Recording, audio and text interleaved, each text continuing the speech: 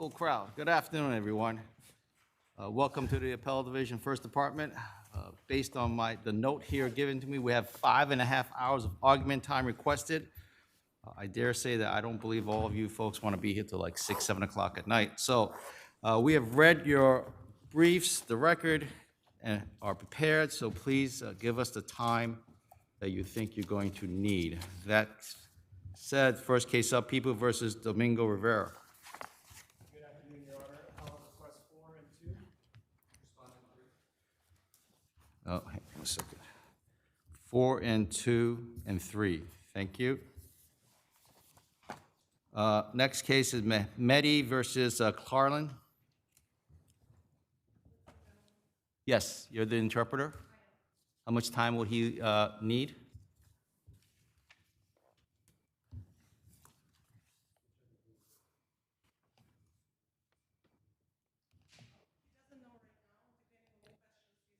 That's not the trial court, sorry. You gotta let me know.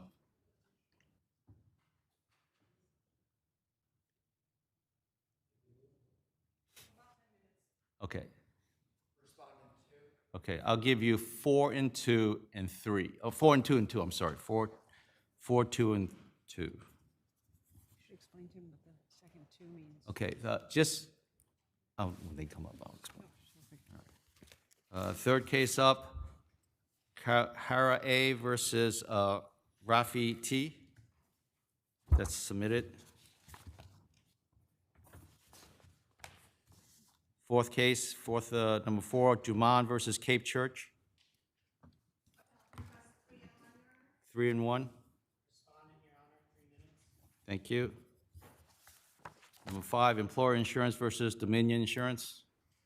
Good afternoon, for Appellate Matthew Berger. I'd like to introduce Mike Steinbach, who is appearing pro hoc future. Welcome to the First Department. How much time are you going to need, sir? 8 and 2. Respondent 3. Okay, so we're going to give you 5 and 3 and 3. Thank you. Don't worry, the clock is for you folks, not for us, so that, we keep going, we'll keep going. Number 6, People versus Junior Colon. Colin. C-O-L-I-N.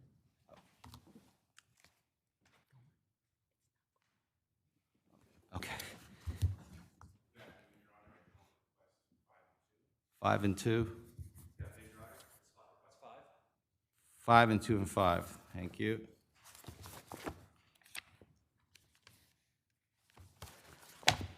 Next case, Patterson Belknap versus Hogan Willig Hill LLC. Good afternoon, Judge.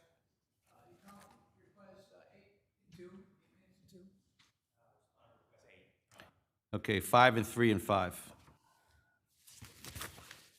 ACP Housing versus ABJ Milano.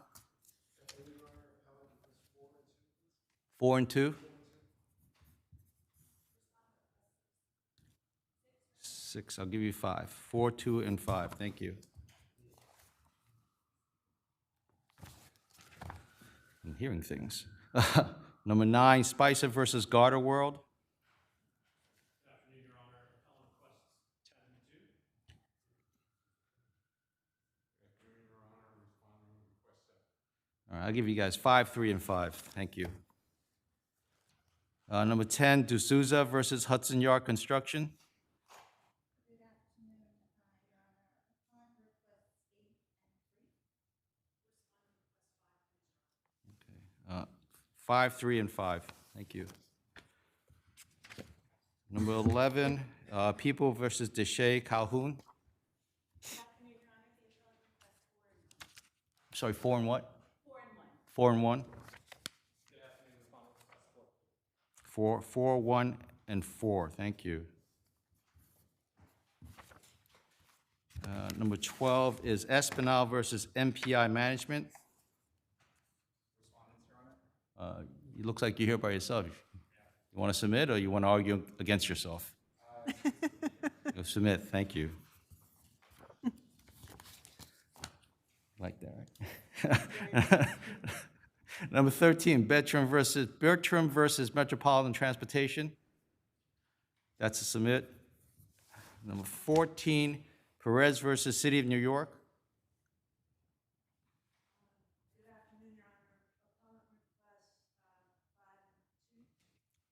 don't be so bashful. I mean, the 5 and 2?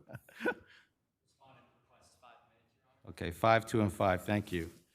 Number 15 is Durza versus Human Development Association.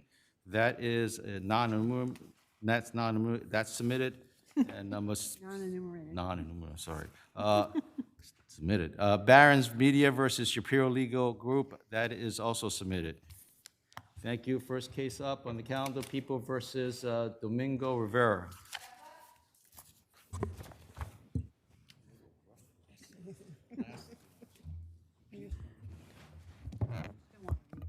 Ah, that's the case. I don't want to leave you. I don't want to leave you.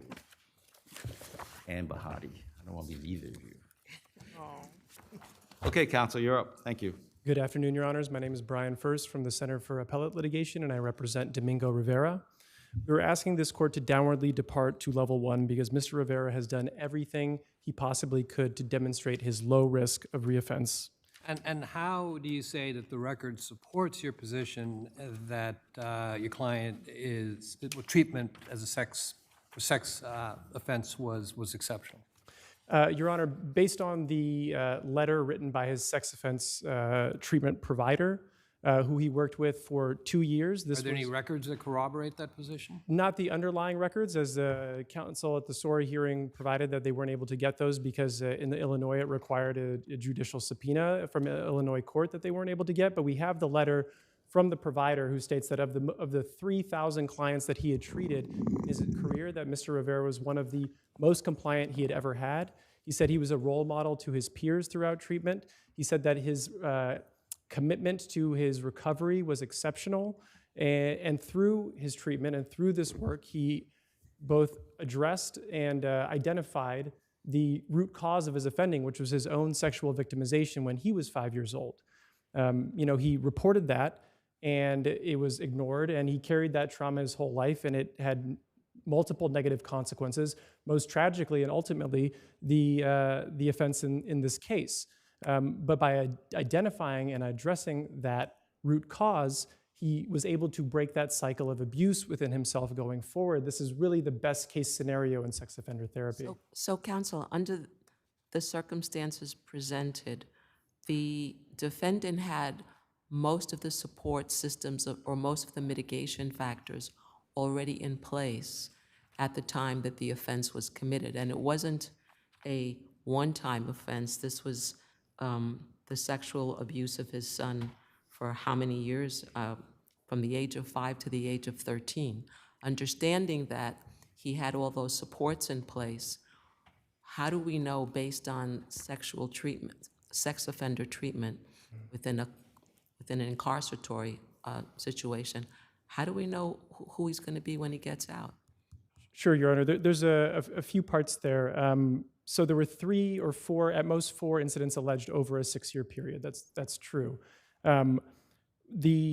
But with respect to the mitigation, the 3 primary mitigating factors were not in place before. We're talking about his exceptional response to treatment, a recent provider's determination that he was low risk, and 4 years in the community without reoffending prior to his registration. But with respect to the supports that you had in place, there's 2 points I'd make to that. The first is that the relationships that he has today, both with his sister, as the rest of his family, and his partner that he has lived with for multiple years now, are fundamentally different than the relationships that existed at the time of his offense. He was holding on to that trauma and also the harm that he had done. He was living this lie, this secret, and by being convicted and by participating in treatment and addressing it, now those relationships are rooted in truth and transparency. And so there's an accountability in those relationships that didn't exist before because they know everything. But moreover, I would just also say that these factors are all still protective, right? We're not saying somebody with a job could never commit another offense. Of course not. But it's still better that he has a job. It's better that he volunteers in his community. It's better that he has a long-term relationship. Counsel, even if we were to agree with you on all of that, it's debatable whether or not his participation was exceptional, but even if we were to agree with you on that, how do we get past the last factor of gelati, where we need to now weigh these factors against the seriousness of the underlying offense. Yes, Your Honor. I see my time's up. If I may answer the question. Sure. So our position here is that the mitigating factors are so overwhelming that it diminishes his risk to virtually zero here. And just to be clear on what we're asking this court for him to be a level 1 registrant. He's still going to have a criminal record. He's still going to have to register. He still has housing restrictions, which are the most onerous I don't of know if all. that answers my question, counsel. Well, I guess. You can think about it and get rebuttal. You have rebuttal Yes, time. Your Honor. Thank you.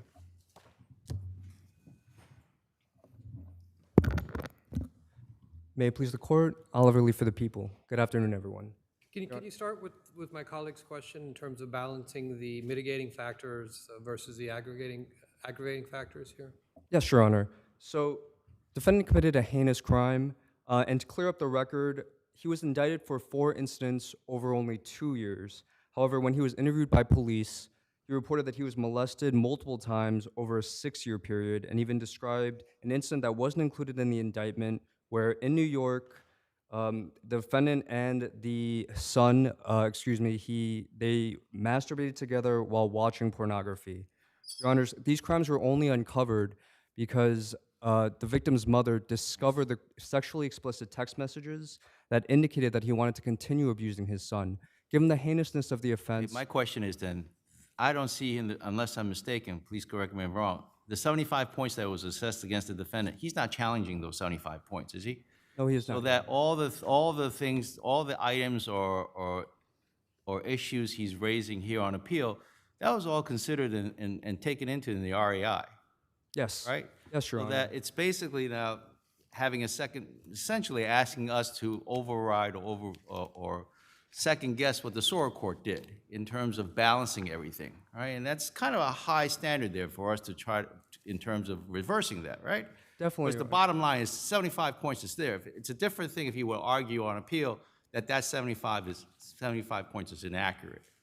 Yes, Your Honor, definitely. And it is the defendant's burden by preponderance of the evidence. He needs to show that the mitigating factors outweigh the heinousness of the crime and generally warrant a downward departure. Counsel, could you also address counsel's argument that the defendant's conduct as in treatment was so extraordinary that it deserves a downward departure as evidenced by the treating agency's letter to that effect? Sure, Your Honor, the letter really raises more questions than it answers. According to the letter, defendant molested his son for 6 years, but is not a diagnosed pedophile.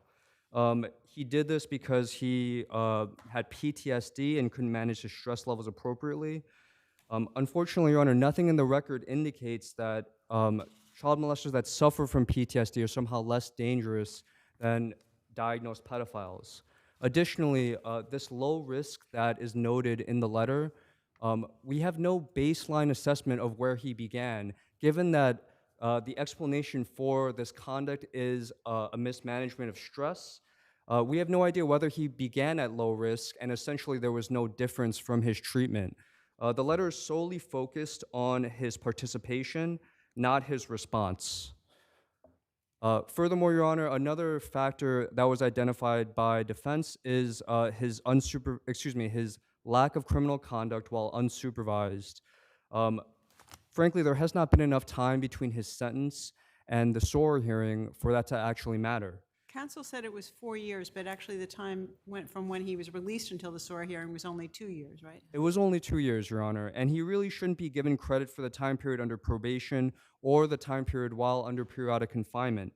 In Appellant's brief, he notes that he had to abide by strict curfews, random drug tests, refrain from contacting any minors, and then he had to pass a polygraph in order to make sure that he was compliant. While periodically confined, he had to maintain employment. He was only released to maintain employment. He was otherwise confined, and therefore it is not indicative of his future behavior. In People v. Gonzalez, this court actually ruled that while incarcerated, his conduct while incarcerated is not predictive of his future behavior, and Your Honors, this court should rule similarly here. Your Honors, regarding the other factors, most of them existed at the time he was offending or beforehand, and therefore they did not inhibit him from reoffending, or excuse me, offending, and they wouldn't inhibit him now. Your Honors, if there are no further questions, I would rest on my brief. Thank you. Thank you.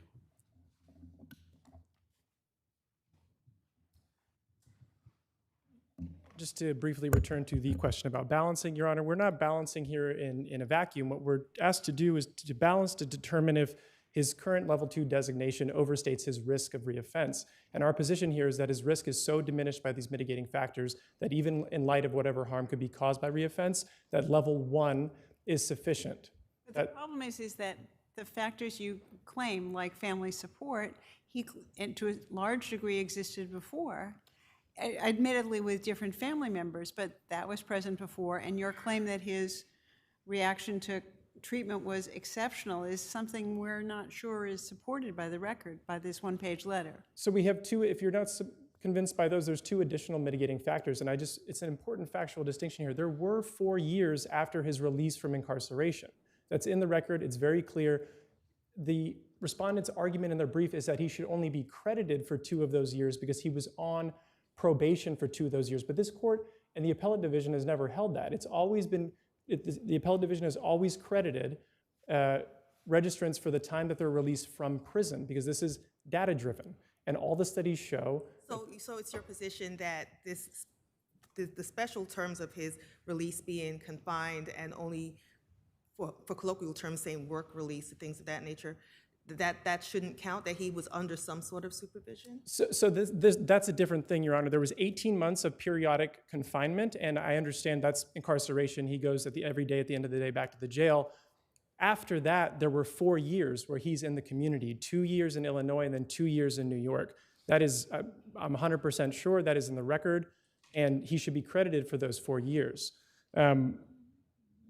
You know, I think, Your Honor, you talked about the 75 points all being everything was accounted for in the RAI. Actually, the RAI at the time, they didn't know any of these mitigating factors existed. They didn't even know that he had completed So what's the sex remedy in that case then? If that's the case, if they didn't know that these mitigating factors existed at the time, what's the remedy? Because then you're asking us, well, at least in my mind, you're asking me to reverse the trial court when they didn't even have the information. That's not Well, kind the of, that's trial not fair. court had the information. I'm saying that the RAI, which didn't recommend a downward departure, the board did not have the all the information. SORA counsel so, entered it into the record, and yes, but as Your Honor is aware, this court has independent discretion to reverse, even if there's no abuse of discretion Okay. below. Thank you. Thank you. Mehmedi versus Carlin.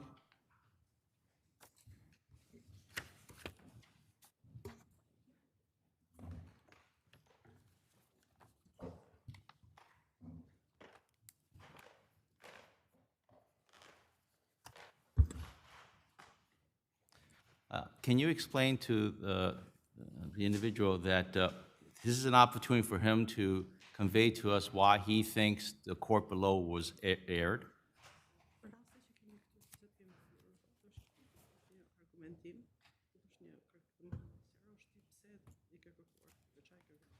Okay, that's 4 minutes. And then the 2 minutes that he has is to respond to any points the attorney has, okay? So he has a final say.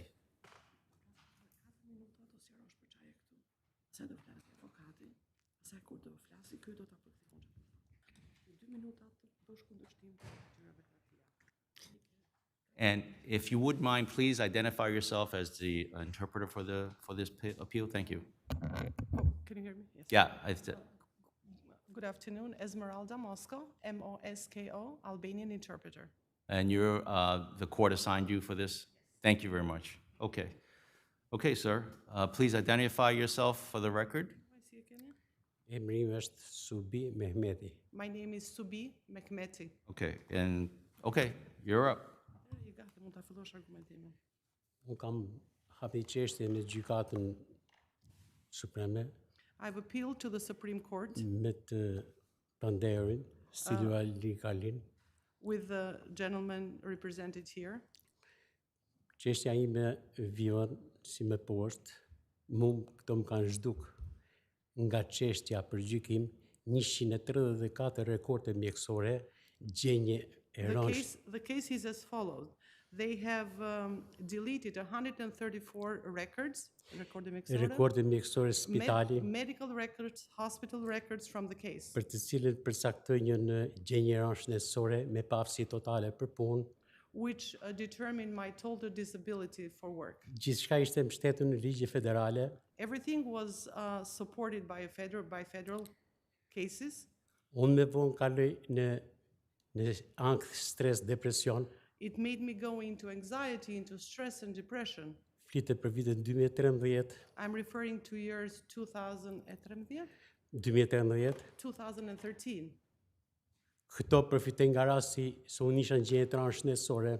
They used the excuse because I was under these very heavy medical conditions Me zhduken të gjitha rekordet mjekësore me depresion të madh me pafësi totale për punë. to make disappear all these records which reflected my total disability and my mental condition at the time. Unë nuk isha interesu se çfarë po bëjnë avukatët për cilën kishin në zhvillim të kesë, I was not interested to follow up what the lawyers were doing. They were covering the case për arsye sepse këto ishin të ligjësuar për drejtësi.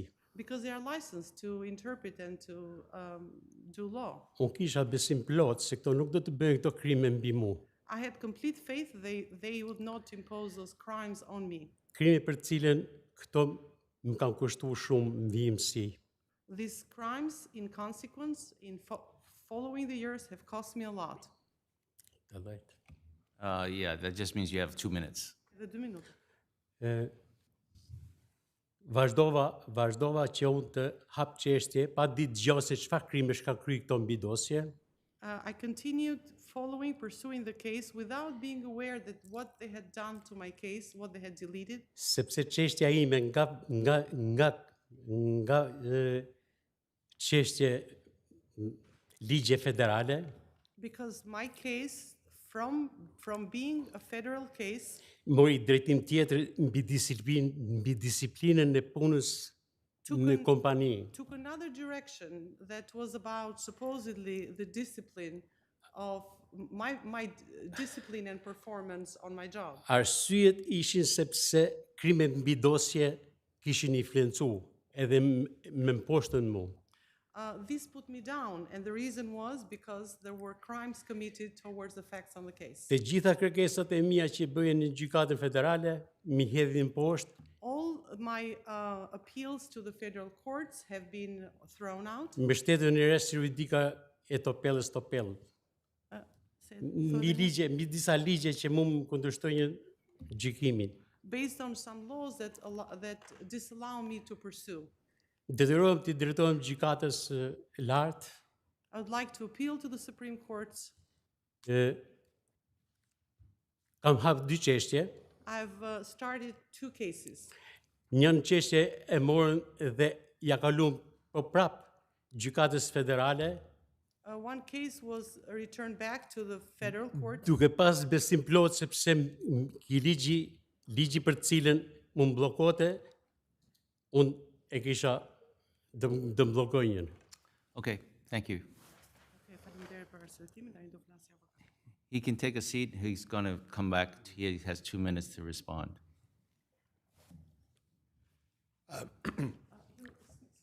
Yes. Do I have to interpret what he says so that I think that would be helpful. Can you? Can you sit there? Okay. May it please the court, Daniel Dugan for the respondent, Stuart Carlin. This action was properly dismissed. Do you want me to go slow? Okay, great. On the basis of statute of limitations, it's also barred by collateral estoppel and res judicata. As this is the 8th action Mr. Mehmeti's filed, he is already barred from filing further action in the Eastern District. There's a pending motion returnable October 28th requesting the same here. Counsel, in your papers, you seem to be asking us to reverse the trial court's denial of your cross motion for sanctions, but I didn't see a cross appeal. No, we're not requesting that. You're not seeking any relief as to sanctions? No, we've made a motion to bar him from further litigation. It's a separate, that was in your brief, I think the little introductory paragraph Right. where you're saying you're making a motion, at the same time you're filing the brief. Yes, it's returnable October 28th. Oh, so you already made the We motion? made the motion, yes. Oh, okay. Before us, before our Yes. court? Okay, but it's not part of this appeal? No, Okay. Okay, I'll rest on my brief Okay. if you have no further questions. thank you. Thank you.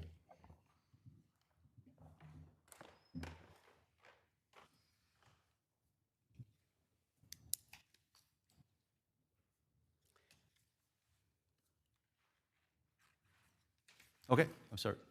Vje që për argumentit që ban, I'm sorry for the argument you presented. nuk di nëse krimet që kryen a kanë afat kohor, I don't nëse know kanë if afat there kohor, is- I don't know if there is an expiration date when the crimes are committed. If there is such a time expiration, sepse unë i kam zbulu me vonesë të krime mbi dosje, because it took some time, it took me time, I discovered lately the crimes committed on my case. arsyet kanë qenë gjenja ime shëndetësore, The reason was my medical condition, dhe arsye dytë ka qenë se unë kam pas besim plot se këto kanë qenë të licencuar dhe nuk kam besu kurrë se një avokat i licencuar kry krime mbi dosje. and the second reason is that I totally had faith that they are licensed attorneys, and why would they make my case disappear? So I totally had faith in them to apply law.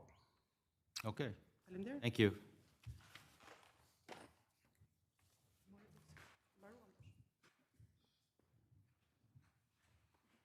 Next case, employers in, Juman versus Cape Church.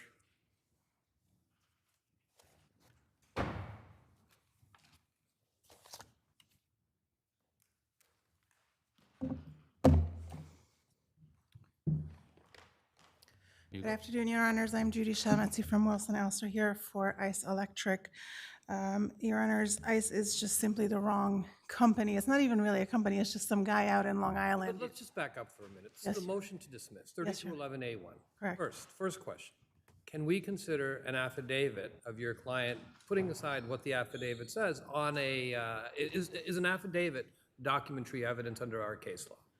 Your Honor, there are cases, and they are cited in my brief, in which an affidavit that accompanies other documentary evidence was considered under That's not his 3211A1. question. That's not what And- he's asking. And that is because it can be under these circumstances. The licenses, I think, are the important and absolutely unimpeachable bits of evidence here to show. Licenses don't show that he didn't work in Manhattan. They show that he wasn't licensed to work in Manhattan. But sometimes people do things that their licenses don't allow. So the fact of the licenses doesn't establish anything about whether or not they did this work.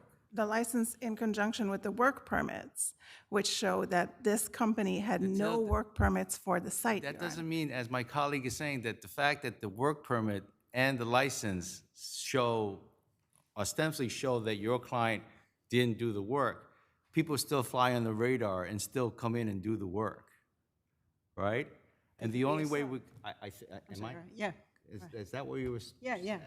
Why are you looking puzzled? Well, only because there is an ICE that was licensed to do this multi-million-dollar project, and I guess the So implication here's the is rub. that The person that really knows the answer to this question, unfortunately, has passed away, right?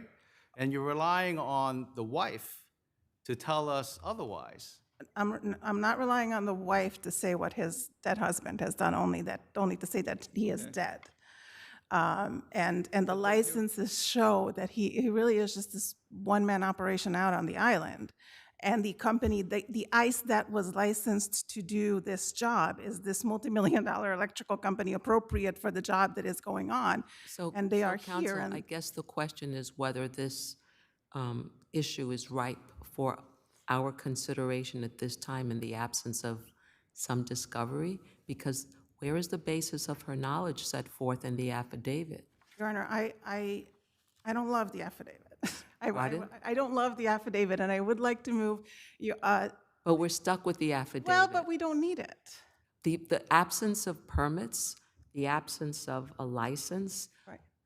it's not, those are not dispositive of whether or not work was done, because as we all know, people do work without a permit all the time, and unlicensed contractors, unfortunately, are many. Well, that be the case where perhaps you don't actually have the ICE contractor that was contracted to do the job, but they're But here, that they're in doesn't- the so case. We understand that somebody else pulled the permits and that your client's spouse, your client's was not licensed to work in New York, but it doesn't mean that he wasn't hired as a sub in New York and wasn't part of the project. Well, he There's would have- nothing there that says that he wasn't involved in any way with this project. And in the absence of some kind of evidence of that, we can't just, assuming that we get past the problem that it's a 3211 motion and we should be doing it on the face of the documents, even if we consider all your evidence, it doesn't get us there. Your Honor, I do think, given that the sheer absence of licensure, right, this idea that he was illegally performing work is, so I think, respectfully, Your Honor, given that the ICE contractor is here and in this case is so wildly speculative, he just doesn't do work in New York, and he doesn't do this kind of work. He doesn't do these kinds of projects. You'll have rebuttal time. Thank you. Thank you, Your Honor.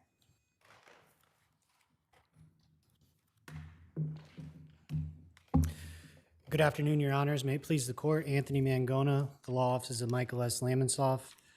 A few things that I just wanted to point So out. isn't this kind of a waste of a time? I mean, I understand maybe they don't meet the threshold of a 3211A1 motion because there's documentary evidence, but you're asking them to prove a negative. Isn't this a waste of time? It looks pretty clear that you probably have the wrong party. We may have the wrong party, but I believe, first of all, we're in the wrong venue here. The proper people to determine this would be the trial court in a 3211 motion. There's just insufficient evidence on the record. You mean 3212 motion? This is a 3211 motion. Well, they made the 3211 motion in the trial court. But whether they move by 3211 or 3212 in the trial court, they still need some evidence, some record. The affidavit that was presented doesn't show that anybody searched any business records. We're taking the word of one person that there was not more employees here in this company. We don't know where this person was working in Counsel, June 18th. you know what was very interesting to me, though, when just in reviewing the record, I noted that the motion wasn't opposed by the owner or the general manager, who presumably would have these contracts, or that if they in fact do exist. And so, like my colleague said, are we just waiting for discovery that's gonna show exactly what they're showing, maybe on the 3212 motion? So is it that this motion was this motion to dismiss was premature, or it shouldn't be as a 3211 motion, but on 3212 where the standard is different because we've now had discovery, that's what we're waiting for? Yes, we believe it is still premature, and discovery is still being held up. We still haven't had depositions of all the parties and the release of all of these contracts. And going back to the licensing part of things, licenses are approved by the state of New York, and the people, the electrical contractors, many of which come from all over, all boroughs, even out of state, to perform work in New York City. So I They don't don't know that. necessarily, as my colleague points out, they don't necessarily have to have a license. As long as they are operating under someone who has a license, they can do the work, as Correct, my correct. understanding, correct? Correct, Your Honor. And as the defendants pointed out, this is a multi-million-dollar project. And on multi-million-dollar projects, many times there are going to be subcontractors that assist with the contractor, here the electrical contractor, that may or may not have had the contract while we are still proving those certain facts through discovery. I didn't really hear a response from you to my colleague's question, which is, don't you draw any inferences from the fact that neither the owner nor the general contractor is opposing this motion? They are actually in a better position than any of us to know who actually did the work. And don't you draw any inference from the fact that they're not opposing this? Well, we still can't just take the word for the defendants talk that to they them about weren't why that they they didn't that they weren't there. If they can show that that they weren't there through some level of a discovery, or even a simple record search by someone that has any records. That you were somewhere? I wasn't there. Then it's incumbent on the person who's saying that you were there, right? So maybe this is more appropriate at the 3211, at the 3212 stage, after there's been this discovery, and maybe there'll be at that point the owner and the general contractor would put forth their contracts that they had for this project, and then guess what? Who's not there? I agree. And if we could be able to ask those questions of the general contractor of this Intercontinental Electric, did you hire any subcontractors? No. Then I think it's appropriately to discontinue against the entity. Well, the That bottom, would be good before wasting more of your client's time, ICE's time, our time. I understand, to Your Honor. It's not my investigate appeal. We're Really what just- was happening. right. Okay, thank you. Thank you, Your Honors.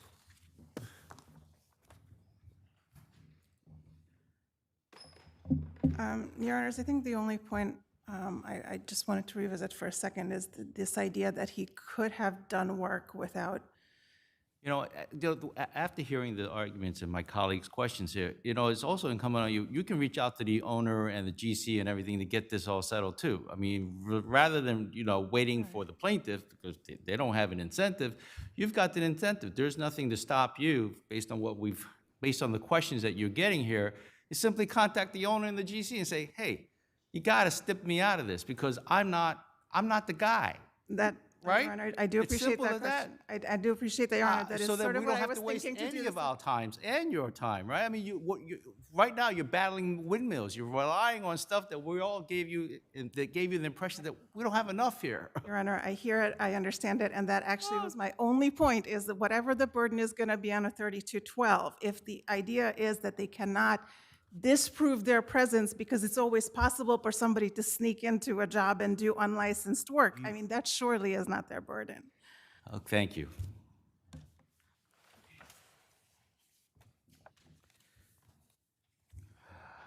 Employers insurance versus Dominion Insurance.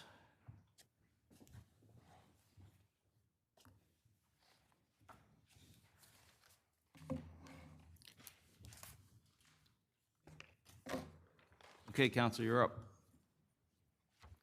Good afternoon, Your Honors. It's an honor to appear before you, and may it please the court. I'm here representing Employers Insurance of Wausau, a retrocessional reinsurer of a long liquidated company called Dominion Insurance. The respondent in this case is actually not Dominion Insurance. So let me ask you this question. Yeah. Okay. First of all, when I looked at the old contract, the reinsurance contract, where back in 1970, it's refreshing to see it was only like 7 pages long, as opposed to these contracts that we have today, right, with the reinsurance contracts. But it seems to, based on this record here, that the petitioner realized something was wrong when they realized there was an assignment agreement, and they say, whoa, we're not supposed to go to arbitration. Is that when that got triggered, or am I looking at something wrong? I mean, we were questioning, my client was questioning the basis for the claims on a number of issues, but in terms of the issue of arbitrability. Right. Yes. That came up when the assignment agreement sort of aired itself. It reared its ugly head, as we say. We were questioning whether or not they had rights under our contract. Because before that, they were still sort of going back and forth, hemming and hawing, right? About, you know, all basically doing a setup in terms of figuring out whether or not we owe you anything and all the other disputes you had going back and forth, right? Yeah, I mean, these claims came 17 years after Wausau believed that we had resolved it. So my question is that before the assignment agreement came to light, what was the other basis to not go to arbitration? Was there any other basis that you had or that you could have had to say no arbitration?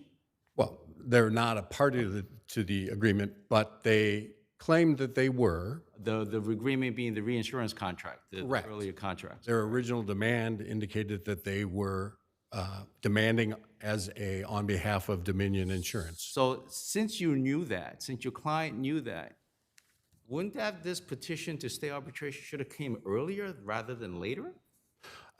There are two things that I think are relevant here. One is that we did reserve our rights and had the discussions with. Reservation of rights had to do with with respect to the consolidation, not as to the arbitration itself. The original letter, May 25th, was a reservation on all grounds. Wait a minute. But Did you specifically reserve your right to bring a proceeding or not to proceed with arbitration in that letter? we reserved our rights as to all aspects of the demand. Counsel, your client then participated in the selection of an arbitrator, right? That is, I mean, there are 2 points I want to make. One, This demand was made because it was easier than filing in court. They simply wanted to start a They discussion about did these claims. participate in the selection of the arbitrator, right? We appointed an arbitrator to avoid Okay. adverse selection. And then There your was client nothing else. also corresponded about the theory of liability and exchanged and negotiated documents concerning the arbitration procedure and rules, right?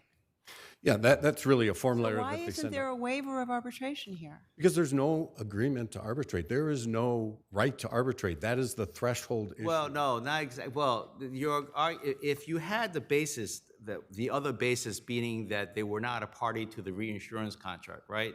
In that case, so that you had a basis to argue no arbitration, but yet, as my colleague points out, you went ahead and selected an arbitrator, knowing full well that you have this argument. It's ostensibly it's a good argument, right? You're not a party to that reinsurance contract. You're not entitled to arbitration. So why is it then you didn't pursue that further?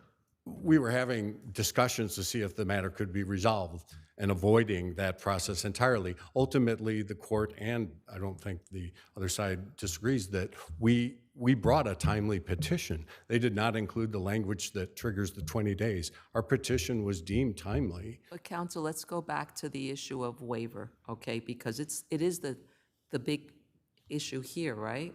So you've got the May 25th, 2022 letter where you fully reserve all rights. But then it's followed up by the June 10th, 22 letter. And it simply says, subject to our reservations concerning the issue of consolidation. And then it goes on to say that a certain person was appointed to serve as arbitrator. I mean, looking at the case law, looking at CPLR 7503B, looking at Cone, which is 2022, looking at North River also, which is 2002, the selection of an arbitrator equals participation in arbitration, and therefore it follows that that's a waiver. How do you get around that? We don't believe any of those cases stand for the prospect that merely appointing an arbitrator when there's not even an umpire or any other hearings stands as a waiver. We believe that if you read all these cases, in fact, there are cases that stand for selecting an arbitrator alone is not a waiver. But there was more than just selecting the arbitrator alone here. There was other forms of participation. Communications in regard to the claim, not specific to arbitration. I assume you're talking about the Communications, the emails, they didn't talk about, and we reserve our right.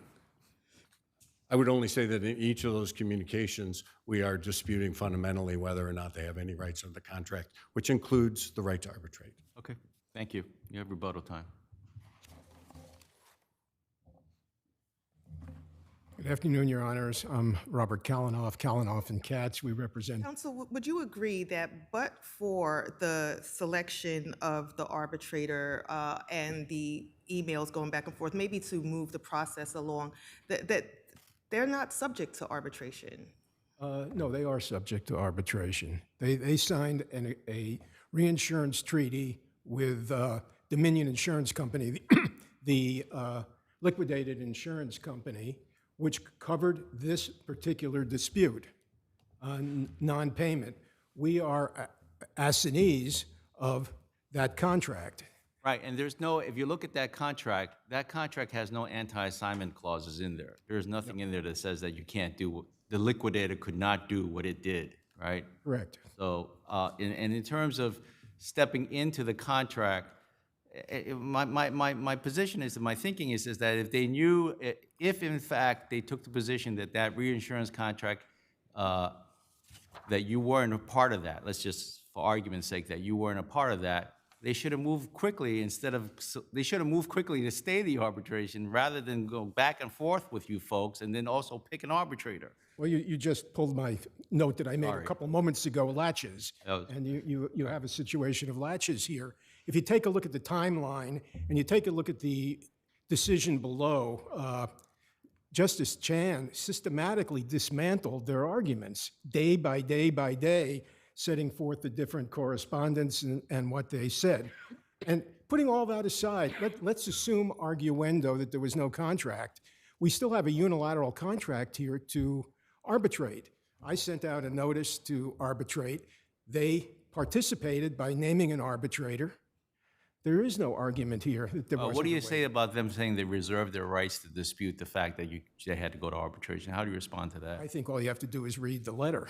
They did not dispute the forum. They only disputed the relief sought. That's all I have. Your adversary seems to suggest that North River really is not applicable here, and he's right to an extent. In North River, there was more than just merely selecting an arbitrator.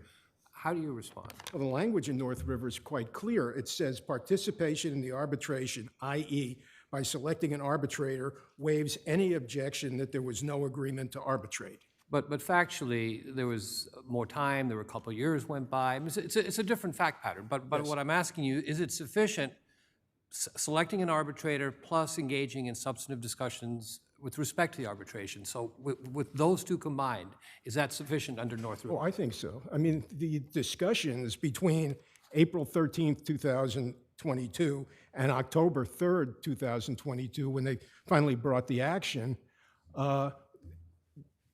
related to the format and the substance of the arbitration. Okay, thank you.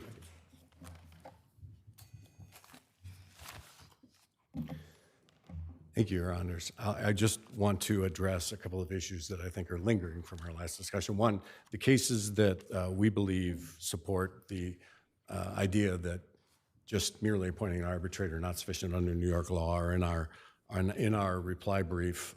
They include that they're at the opening brief at pages 31 through. Are they before? Weren't they decided before North River? All the cases you rely on. Is there anything post North River saying that the selection of an arbitrator is not sufficient for waiver? Well, again, I don't believe North River stands for that. I think all of these need to be viewed based upon the level of participation and whether, frankly, there's any prejudice as well. But ultimately, the reality is that these discussions that were being had were not, they were a continuum. And the letter appointing an arbitrator, which was done purely to avoid an adverse appointment, did not repudiate any reservation rights we took in the correspondence on either side. Ultimately, the court never considered whether it was a valid agreement to arbitrate. It simply found that there was waiver, and that is more along the lines of what counsel. But aren't all those arguments preserved now for the arbitrator to decide? But we aren't subject to arbitration with this party. I mean, we do not, despite what the assignment agreement clearly does not assign rights But the against. question again is, by participating in the arbitration through the procedures you did you waive now your right to come into Supreme Court? That's the question.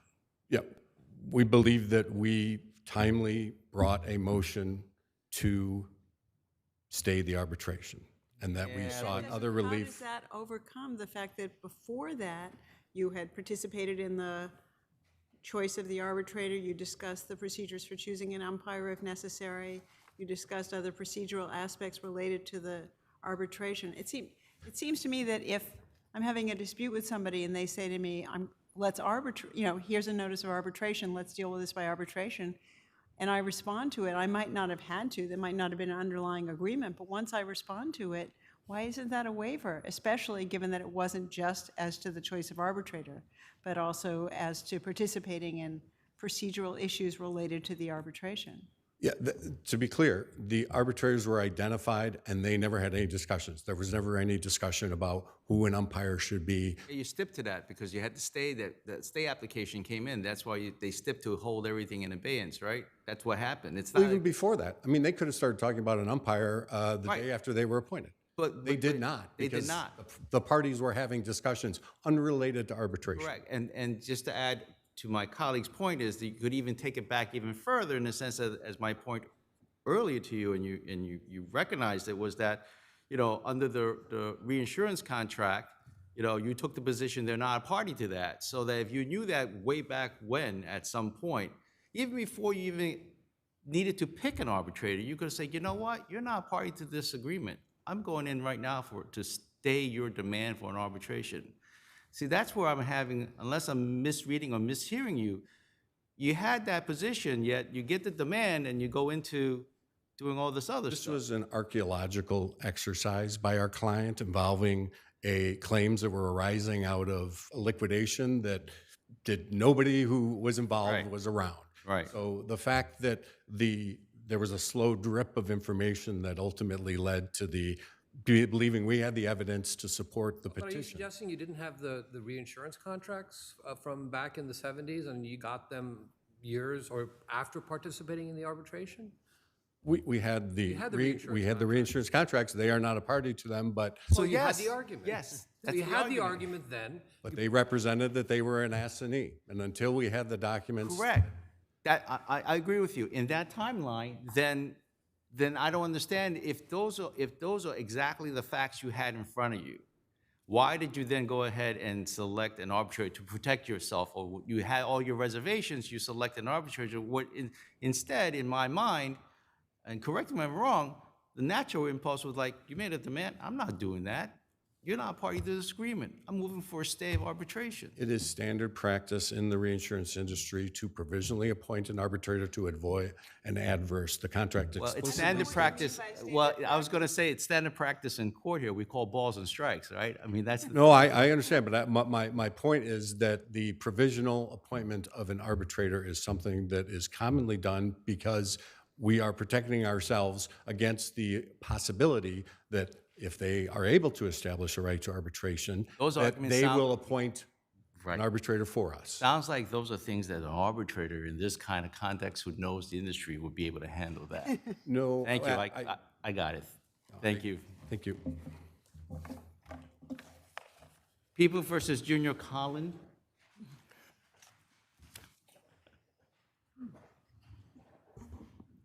People watching. 3 people walked out. Four, maybe. Okay, counsel, you're up. Good afternoon, Your Honors. May it please the court, Rashad Moore, on behalf of Mr. Collin. This court should reverse Mr. Collin's conviction because he was subjected to an unconstitutional, warrantless manual body cavity search. Over the course of an hour and a half, Mr. Collin was searched on the street, brought to the police precinct, and then subject to a strip search. Counsel, so the police officer testified at the suppression hearing, as did your client. And at that point, it becomes you weigh the credibility, right, at the trial court level. The trial court found the police officer more credible than your client. Why would we disturb that credibility determination?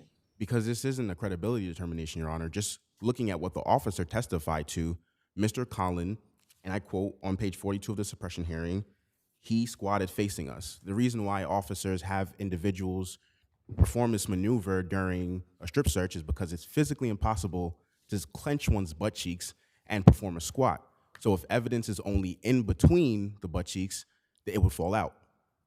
Mr. Collin squatted here, and that didn't happen. So what this tells us is that the evidence was actually, to some portion, lodged inside his That anal goes to my cavity. colleague's question, was that you got two versions of what happened here, right? And the trial court, based on the record here, found the police officer's testimony credible, and I think he said something about how he thought the defendant's testimony was simply incredible. So that, I know what you're saying, I hear what you're saying, but ultimately, it's two sides it's two sides to a coin, right? And the trial court had to make a credibility finding. Sure, Your Honor, but I'm not asking this court to revisit that credibility finding. I'm asking this court to look exactly at Officer McKnight's testimony.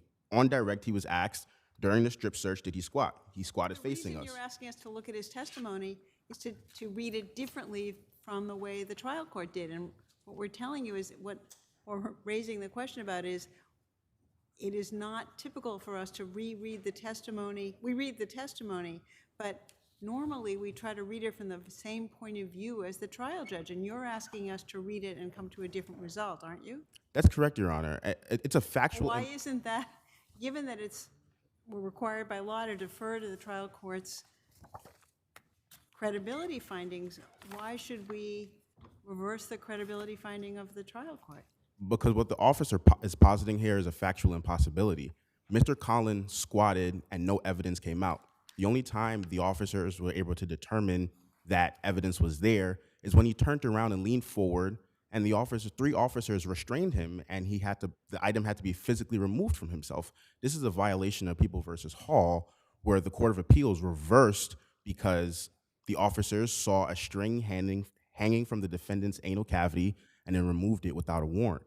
Here, there were no exigent circumstances that the officers are proposing. So Mr. Collin, who had been moving and searched on the street and brought back to the precinct, performed a squat. He's naked, he's 5'6", he's 160 pounds. This is not a large gentleman for him to just have a bag in between his butt cheeks for that period of time.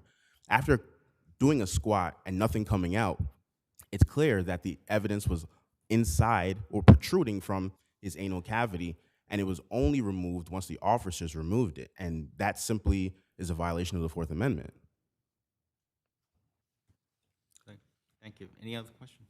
Okay, thank you. Just Any other points? the last point, there was a simple alternative here. The officer, when Mr. Collin turned around, the officer could have told him to spread his butt cheeks. This would have provided him further confirmation.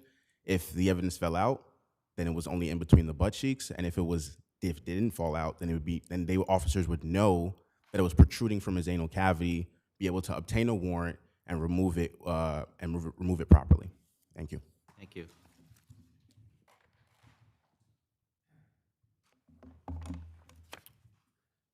Good afternoon.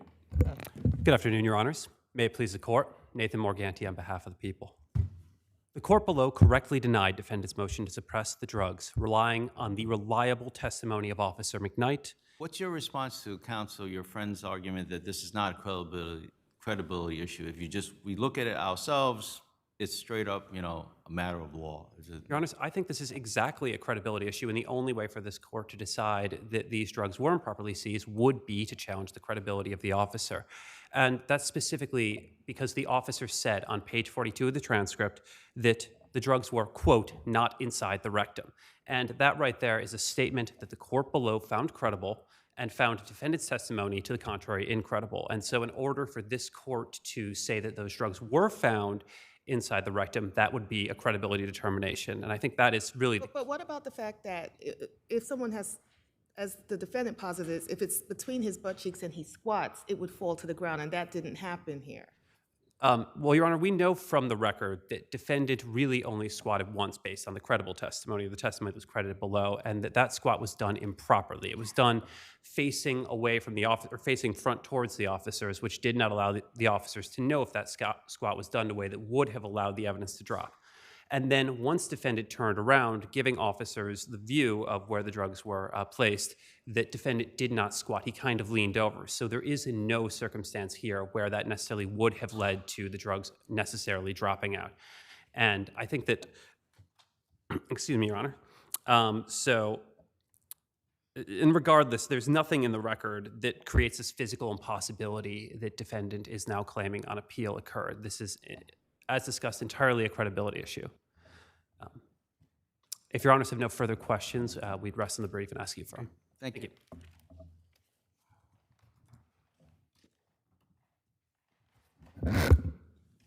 So opposing counsel here sort of misstates the record, and I'd like to address it. The officer didn't say he didn't squat properly. He said he just didn't turn around.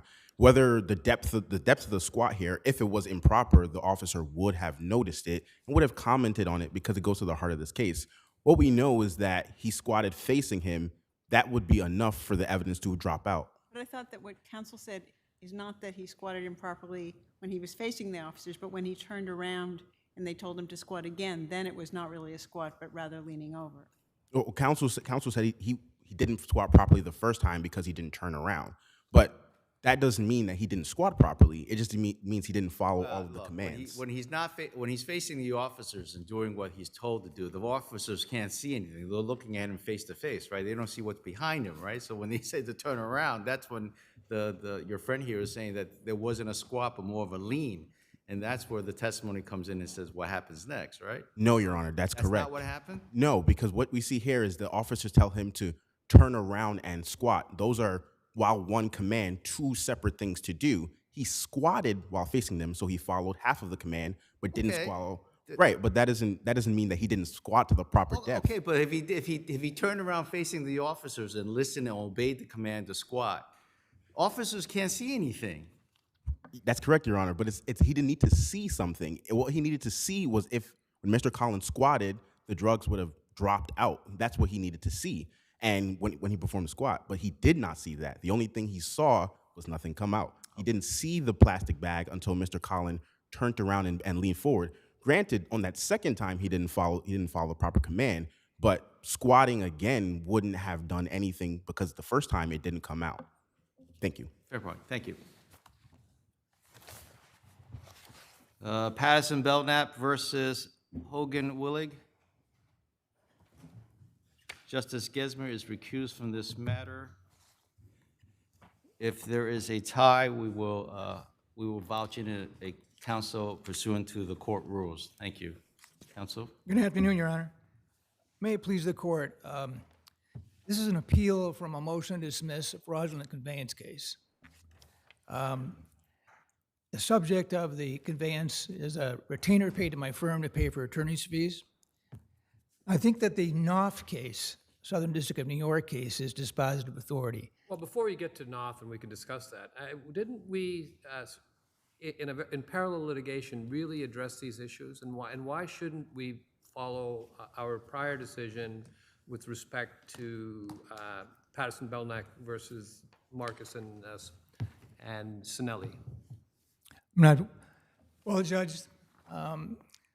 What are the differences? The allegations seem very similar in both cases. The allegation in that case relates to the sale of the ring, which is not related to my law firm. It's not alleged as to my law firm.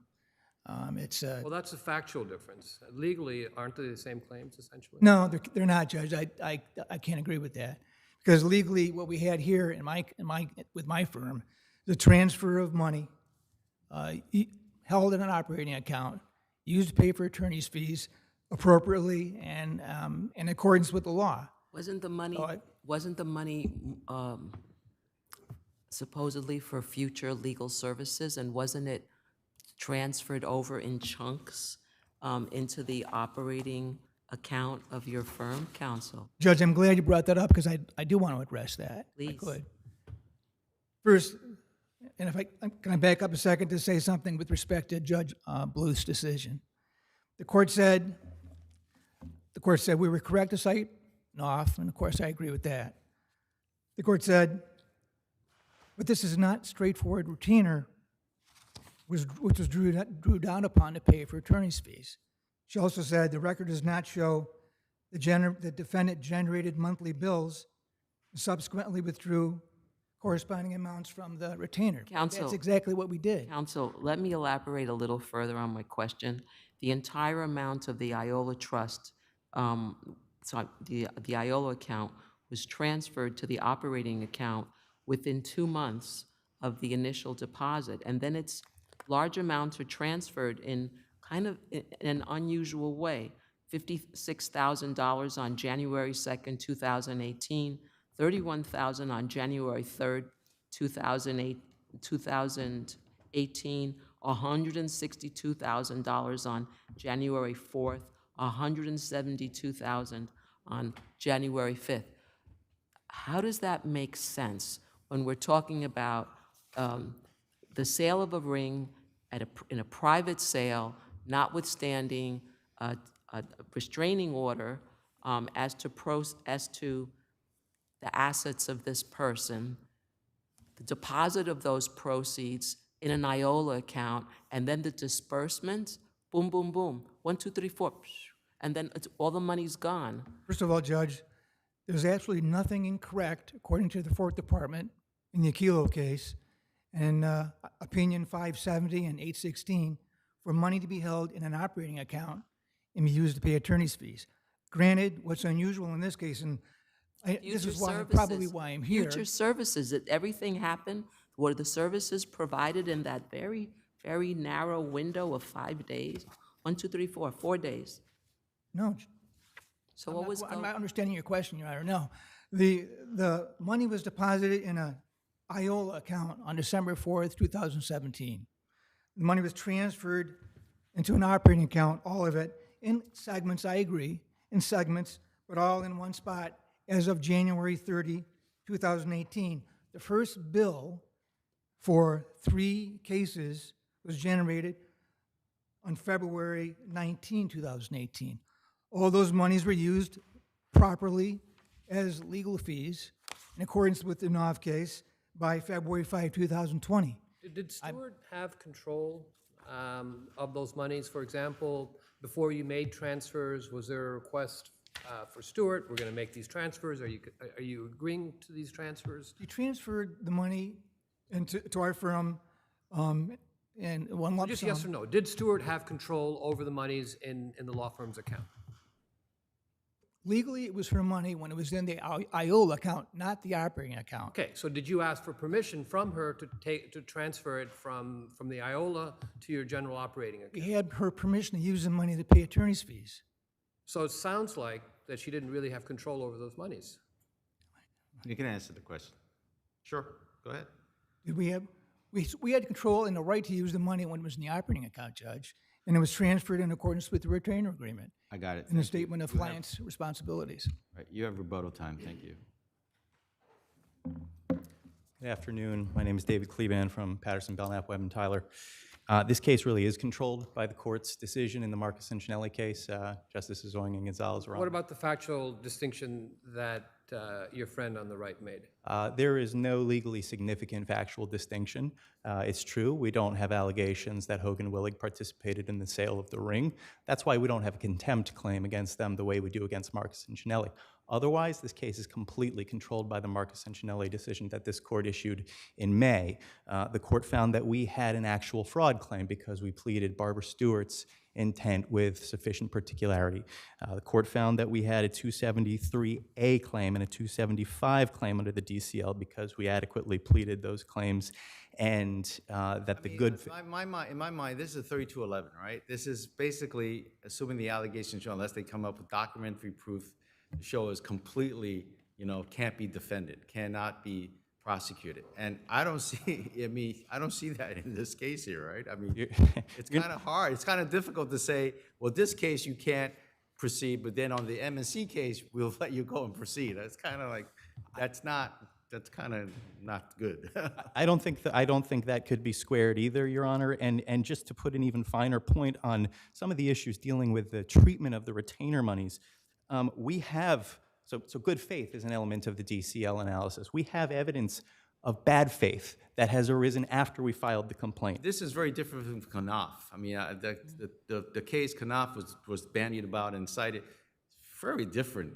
Very that different. was a very detailed, situation. There was a mortgage involved. It was secured by a mortgage, and there had to be several components before you could get the money out. I mean, this was just money just sitting somewhere. And then just to add on to that, post-Knopf, not many cases have adopted that Knopf reasoning for that same particular matter.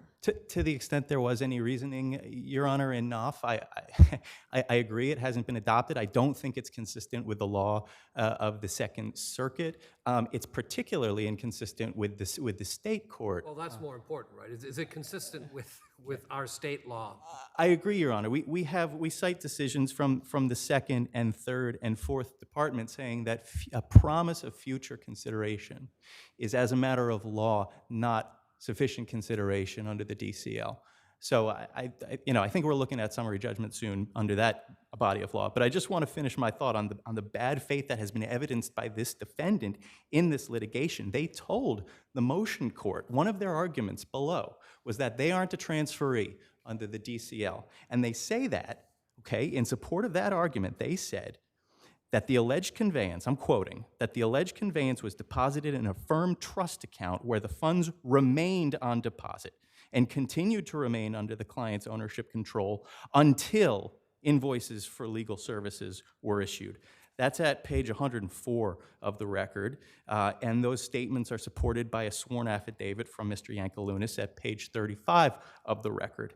Well, we just heard Mr. Yankelunas admit today, and it's in his brief before this court, that the money was entirely transferred into the operating account before a single invoice was issued. So let me just stop you for 1 second.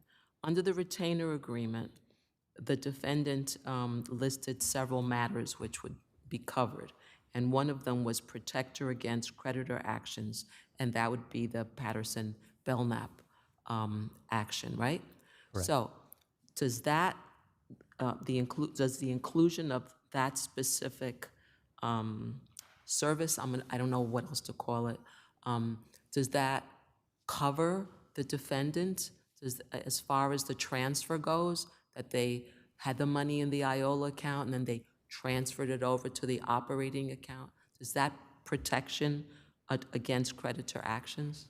Well, Your Honor, I think it's hard to read that matter on the retainer agreement as anything other than evidence of Ms. Stewart's intent to protect her assets from Patterson-Belknap that had a judgment and that had a judgment since 2012. There was no more time to appeal or to move to vacate. It shows what was on her mind at the time. Protection against creditor actions could only mean one thing, and that is to frustrate us in our collection of the judgment. And so that, in addition to many other indications of fraud, shows that this was not a transaction that was committed in good faith, and it shows that we have certainly enough to get to this. To that point, I guess what you're trying to say is that evidence is still something that's ripe for summary judgment, not now. I mean, this is like, that's their assertion, but Yeah, this case can't be dismissed on 3211 can't be dismissed. Thank you, Your Honor.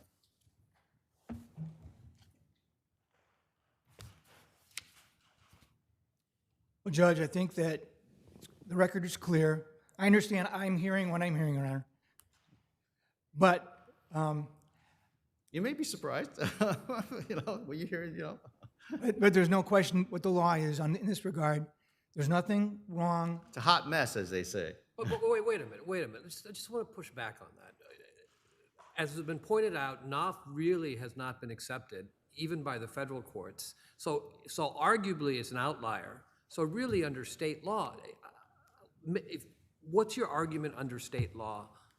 My argument under state law is that, first of all, the Eagle Eye Collection Court case in this court, from this court, is an important court, and it points out that simply parroting the statute as the respondent has done in his complaint here is not adequate. Parroting the statute with respect to consideration, parroting the statute with respect to wrongful intent, et cetera, there's a basis there to dismiss this complaint. But I would like to point out, with regard to the correct law, HPE leasing case, the Second Circuit, I think this court should respect that decision. The HPE leasing case says antecedent debt is appropriate consideration for alleged fraudulent conveyance, cited by the Knopf case. I think these are important cases. I think that That's an antecedent debt, but what about debt that hasn't even accrued yet? that's the point of the HPE leasing case and the Knopf case, future legal services. That's exactly what those cases say. Judge Bluth agreed, and I certainly agree with Judge Bluth in that regard. She was wrong on the facts. We did use the monies to pay for invoices on an ongoing basis as the work proceeded. The debt owed to Patterson-Belknap was how much? I think it's over $2 or $3 million. It's a lot of money. And the diamond ring that was sold privately, how much was the sale for that? Around Several $2 million million, dollars, I right? believe. And you're saying that rather than satisfy the debt and the judgment, that your firm deserved to be paid for future legal services that had not been rendered? Yes, Judge, because the law is clear on this point. I've cited the case in my brief. You mean Knopf? A judgment, a judgment debtor, as long as there's fair consideration, as long as there's no impropriety and it's done in good faith, a judgment creditor can pick. But how do we, just with everything you're just saying, this is a 3211 motion. Maybe after discovery, maybe you will prevail on summary judgment, but I just don't see it at this stage of the proceeding in light of our prior decision. I just don't see it. Well, Judge, the reason I'm with all due respect disagreeing is that this is a 3211A1 and an A7 case. Right. It's a motion to dismiss based on failure to state a cause of action and for documentary evidence. I think I'm done. Okay. Thank you, Judge.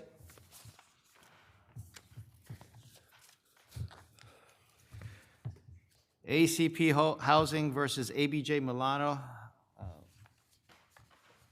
You would just kindly wait for Justice Gesmer to get back. We will start.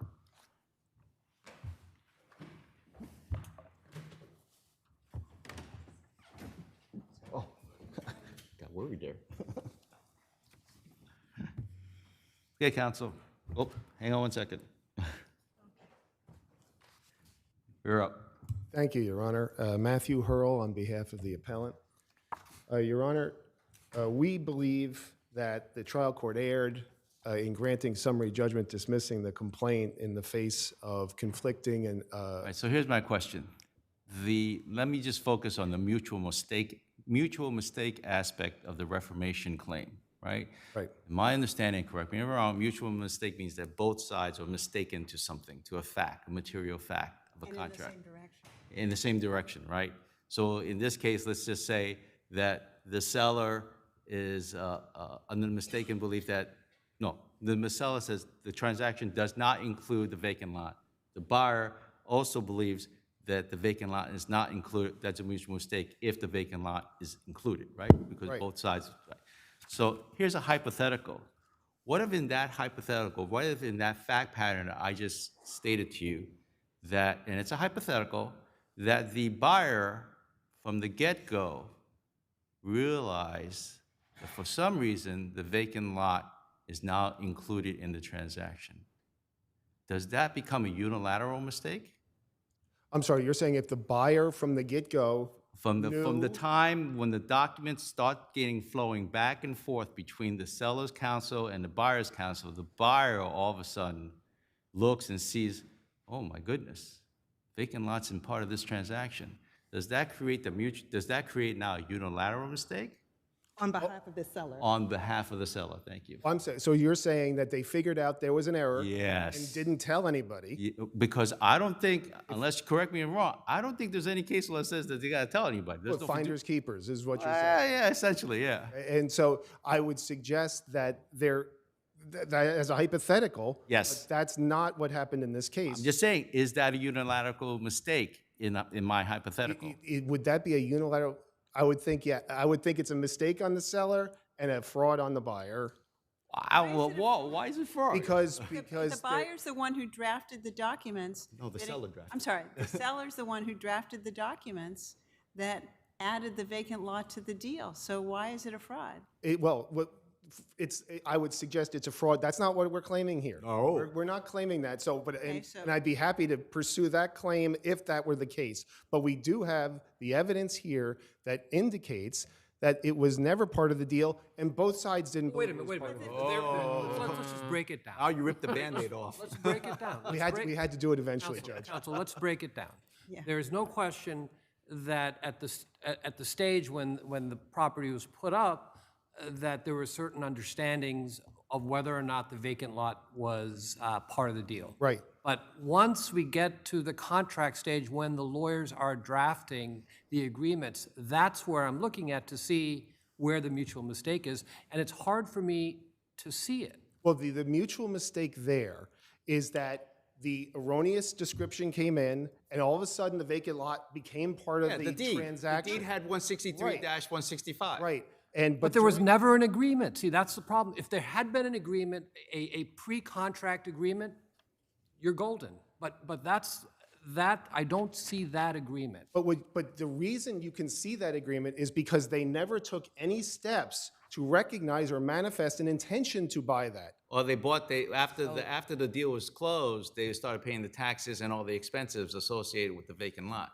And your client stopped paying the taxes on that property. They did, except that nothing up until the closing reflected their intention to accept title. Let's back up 1 second. At the deeds. So if we look at the first draft of the PSA, of the purchase and sale agreement, it references 163-165.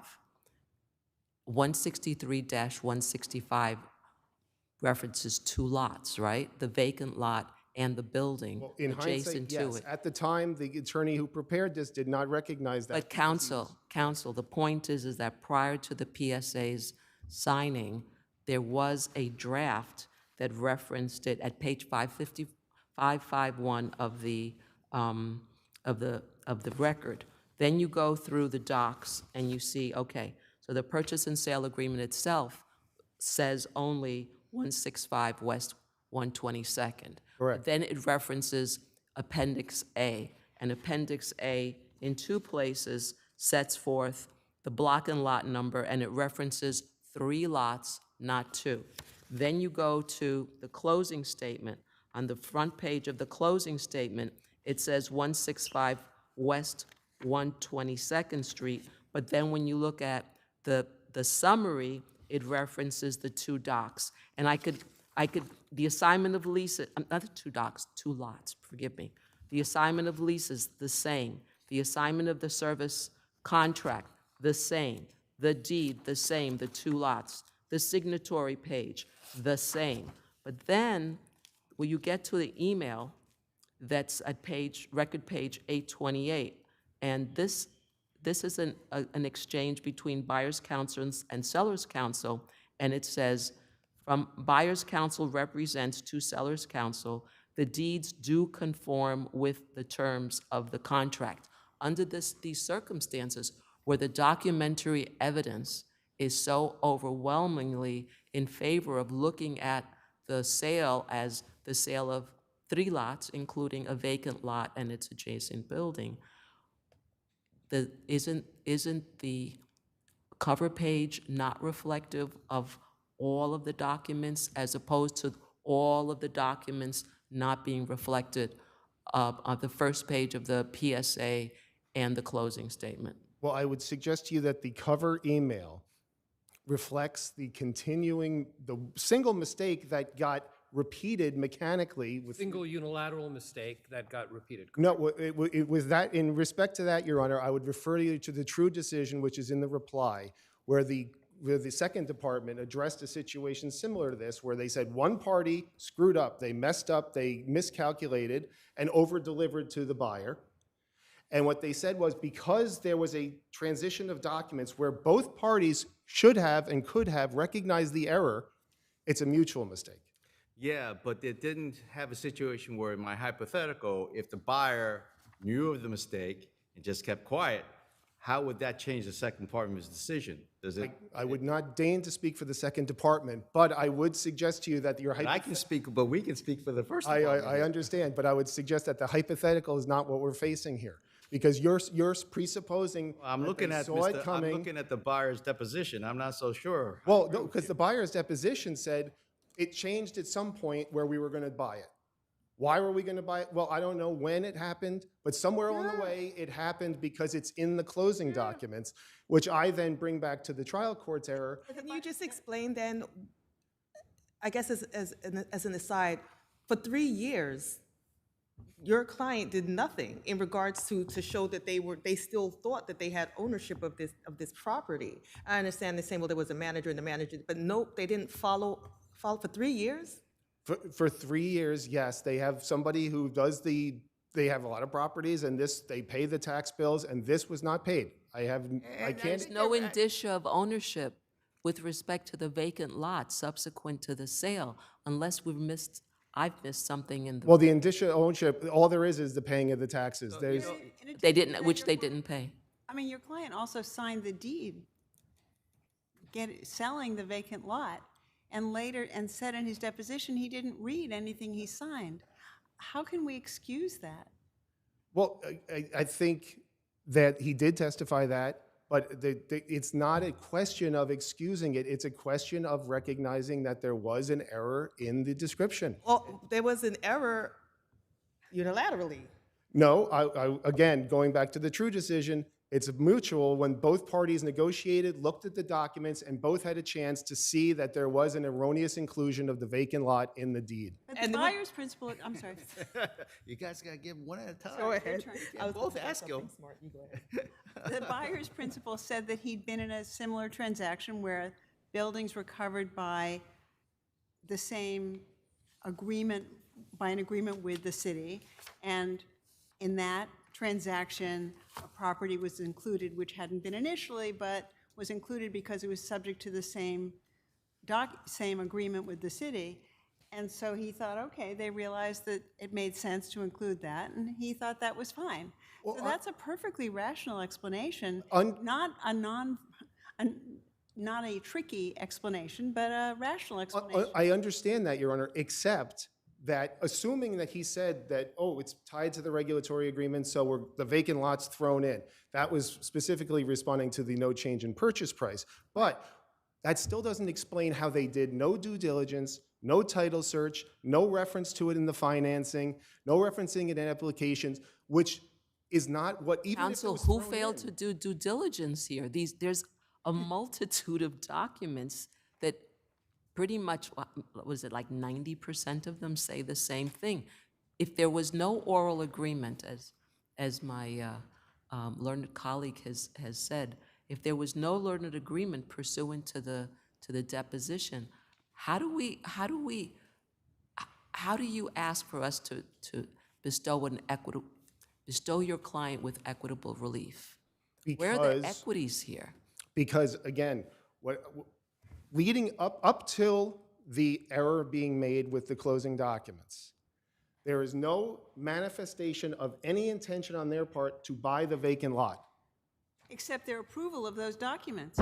There was a correspondence between your client and them, and they said, yeah, the closing documents, which you proffered to us in draft, are all in accordance with the agreement. That was an acceptance of the terms of the closing documents, which is that it included the vacant lot. And your people still missed it. But the closing and not to reiterate everything I said in the brief, but that's the circular. Then you don't have to. I know, please. You got rebuttal time. This has been belabored enough, but it's circular to say the closing documents make their case when I'm saying the closing documents are the error, and that's why we have to look at everything that went before. Well, and that includes their lack of preparation for buying this lot, the lack of due diligence, not a title search, no disclosure. But you know, counsel, just hearing your argument, they're the buyers. I mean, you know, in a sense, if they were satisfied with what the sellers put in front of them, okay, I'm good. I'm good to go. I got a piece of gold. I got a golden nugget in here that nobody seems to be picking up on. I'm keeping quiet, and that's the end of it. But you know what I found interesting also is that in the record here during the deposition testimony, you know, how the seller realized, I think what happened was that the buyer, I think, started marketing or hiring a broker. I believe that's right. It was the same broker that was in the transaction, who alerted the seller, hey, by the way, well, we got a problem. I thought that was very ironic. You have rebuttal time. Thank you. Thank you, Your Honor.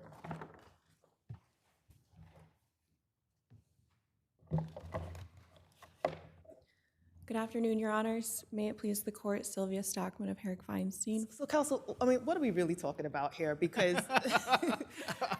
hot mess. Was it Christmas? I don't think anybody's disputing that there was no, at least going into it, they didn't think that the buyer didn't think they were going to get this property. They understood it wasn't part of the transaction. Correct. So they get these documents, the PSA, and then they keep moving forward, and it's in there that the lot is included. What duty do they have at that point to say anything? Well, here, Your Honor, you're correct. There was originally no intent on behalf of the buyer to acquire the lot, but that intent changed when the seller made its offer on November 6, 2015. In the email that Your Honor referenced on page 551 of the record, the seller sent the first draft of the contract, which listed the lot by its address, and accompanied that with a cover email that stated that the lot was included in the sale. And so there, where you have an unambiguous offer, there's no duty on the buyer to question that. The buyer testified that he therefore understood the lot was being included in the sale. And was the buyer involved in the negotiations of the PSA? Well, here, Your Honor, it's undisputed that the negotiations were handled entirely through the parties' counsel. And what was Mr. Wolf and Singer. Mr. Singer's view about the lot in his deposition? The buyer's counsel also testified that he understood that from the November 6, 2015 email that the lot was thereby being included in the sale. And he regularly testified that this was supported by the regulatory agreement that that makes interesting point, because in October 2015, a month before that email, they were clear saying the lot was not included. And then all of a sudden, it did a flip. Right, that's undisputed in the record, Your Honor. The buyer did not have that intent up to October 9th. No, the seller didn't have that intent, and then in October, and then in November, the seller somehow said, okay, it's in. Correct. Because of that November 6, 2015 email the seller sent. And this court is clear that we need When to... was closing again in this case? The closing happened in December of 2015? The closing was not until September of 2016. 2016, So got it. we had the initial offer November 6, 2015. We then have 4 months of negotiations until the contract is signed in March of 2016. And then we have another 6 months where the closing deliverables are negotiated. And as your honors have pointed out, the closing deliverables are consistent in that they also include the lot. And a critical point of law here is that mutual mistake must exist at the time the contract is signed. And so it's relevant to consider what the buyer's intent was at that time, as opposed to negotiations that took place before the contracts were even being sent back and forth. And so the seller's proffer of those pre-negotiation marketing materials is simply not relevant here because they predate the time of the contracts being drafted. And this court also has made clear that we look to the contract and the drafting history to confirm the party's intent when that's in question. We know the Court of Appeals told us a long time ago in Kymar Associates versus Paul that there's a heavy presumption that the contract reflects the true intent of the parties. And we know that where parole evidence has been considered, this court has actually looked to the drafting history itself. In fact, Justice Pitberg, I'll refer to a decision that you authored in 2023 in the case Emory. I don't think she remembered what she had for dinner last night, but go ahead. Okay, well, you issued a decision. It's in the case Emory Asset Master Limited versus AIT Therapeutics. I wouldn't Justice, expect anything less. well, Justice Owing, you were also on the Oh, panel. here we go. I should have thrown that rock. Now we I got it. And so in that decision, you made clear that to confirm the party's intent with respect to a provision of the contract, you would examine, quote, drafting history and other contemporaneous correspondence. And here, that's exactly what we have. We know that the seller issued the first draft of the contract. We know that that included the lot. We know that was accompanied by a contemporaneous correspondence, his cover email that again listed the vacant lot. And we know that there's months of subsequent drafting where at no point was the issue of the lot's inclusion raised. Just hearing your argument, the buyer's the principal should have just testified like that. If he's just going around in circles, I'm reading his EBT and it was like a merry-go-round, but okay. Yeah, there we go. We have the record we have, Your Honor, but we submit that it's clear from that record that there's no issue of fact that could possibly be raised to the buyer's intent at the time of the contract. And so with no issue of material fact to submit to a jury, the lower court properly granted summary judgment on this claim. Thank you. So, wait, no, I guess one. So it's your view, in essence, that there was not even a unilateral mistake here, if we look at what occurred at the time the PSA was negotiated between counsel? That's correct, Your Honor. To the extent there was any mistake, it was a mistake on the seller's part alone. And briefly on the unjust enrichment point, because a unilateral mistake cannot support a claim for reformation, there's a valid written agreement here that governs the sale. That claim was also properly dismissed. Thank you very much. Thank you. Well, this is the first time I've actually heard the express argument that the November cover email from counsel to counsel constituted an offer to throw in the vacant lot as part of the transaction, which raises a whole nother issue about whether there's offer acceptance consideration and so on. But so that issue, having just arisen now, I think addresses Your Honor's hypothetical, because the argument is no longer that they gonna play gotcha. Counsel, it wasn't a question of an offer. You're talking about the email? I'm talking, well, counsel had just argued that starting November 6th, I believe it was an offer, and they accepted it through the subsequent negotiations leading to the contract. Now, if that were the case, then I would question why the initial draft of the contract referenced 163, 165. Well, no, the initial draft, the PSA, I thought only had 165. No, the final version has Final. 165. So Okay. I'm looking at the 2015 email, and it has the property, amongst others, but 163-165, and it says our office would be pleased to sit with you and your client or to schedule a call to resolve any open issues and execute the contract at your earliest convenience. Right. You're saying that this is an offer? It's just ask. Forgive me if I'm wrong. I believe counsel just argued that that was the offer that was subsequently accepted through the negotiations and execution of the contract. And that email specifically said that the purchase and sale contract covered, among other things, 163-165 West 122nd Street, which includes the vacant lot. It does, and that was the beginning of the error, where he started looking at 163, It was 165. either the beginning of the error or a confirmation of the deal they had made. Well, no, because then when you, if again, accepting counsel's position that was the inclusion of the vacant lot for the first time, and then they negotiated for 4 months, leading to execution of the contract. That If that's again continued with the inclusion of the vacant lot, and then continued with the deed. except that the contract that was executed has 165, doesn't have 163. On the schedule. Right, but The exhibit does, but the face But of the it, no, contract. it says 165, and it says further explained in detail on Schedule A1 and A2. Yes, but where did the Wait a second. 163 go? What you're, okay, hear me out for 1 second. From what I gather, your argument is that November 2015 put on the table the vacant lot, that initially the contract had 163, 165, the PSA had 163, 165. Ultimately, at the end, the PSA only had 165. So you're suggesting, at least I'm trying to understand, you're suggesting is that it fell through. The vacant lot wasn't part of the deal because at the end, it was only 165? No, I'm sorry. I'm not getting this wrong. I may have Okay. screwed everything up here Okay. in addressing counsel's argument. I never said that the November email was an offer or anything else. I believe counsel had just argued that was the offer that all of a sudden they said, oh, the vacant lot's included. Okay. The regulatory agreement explains why it now is included.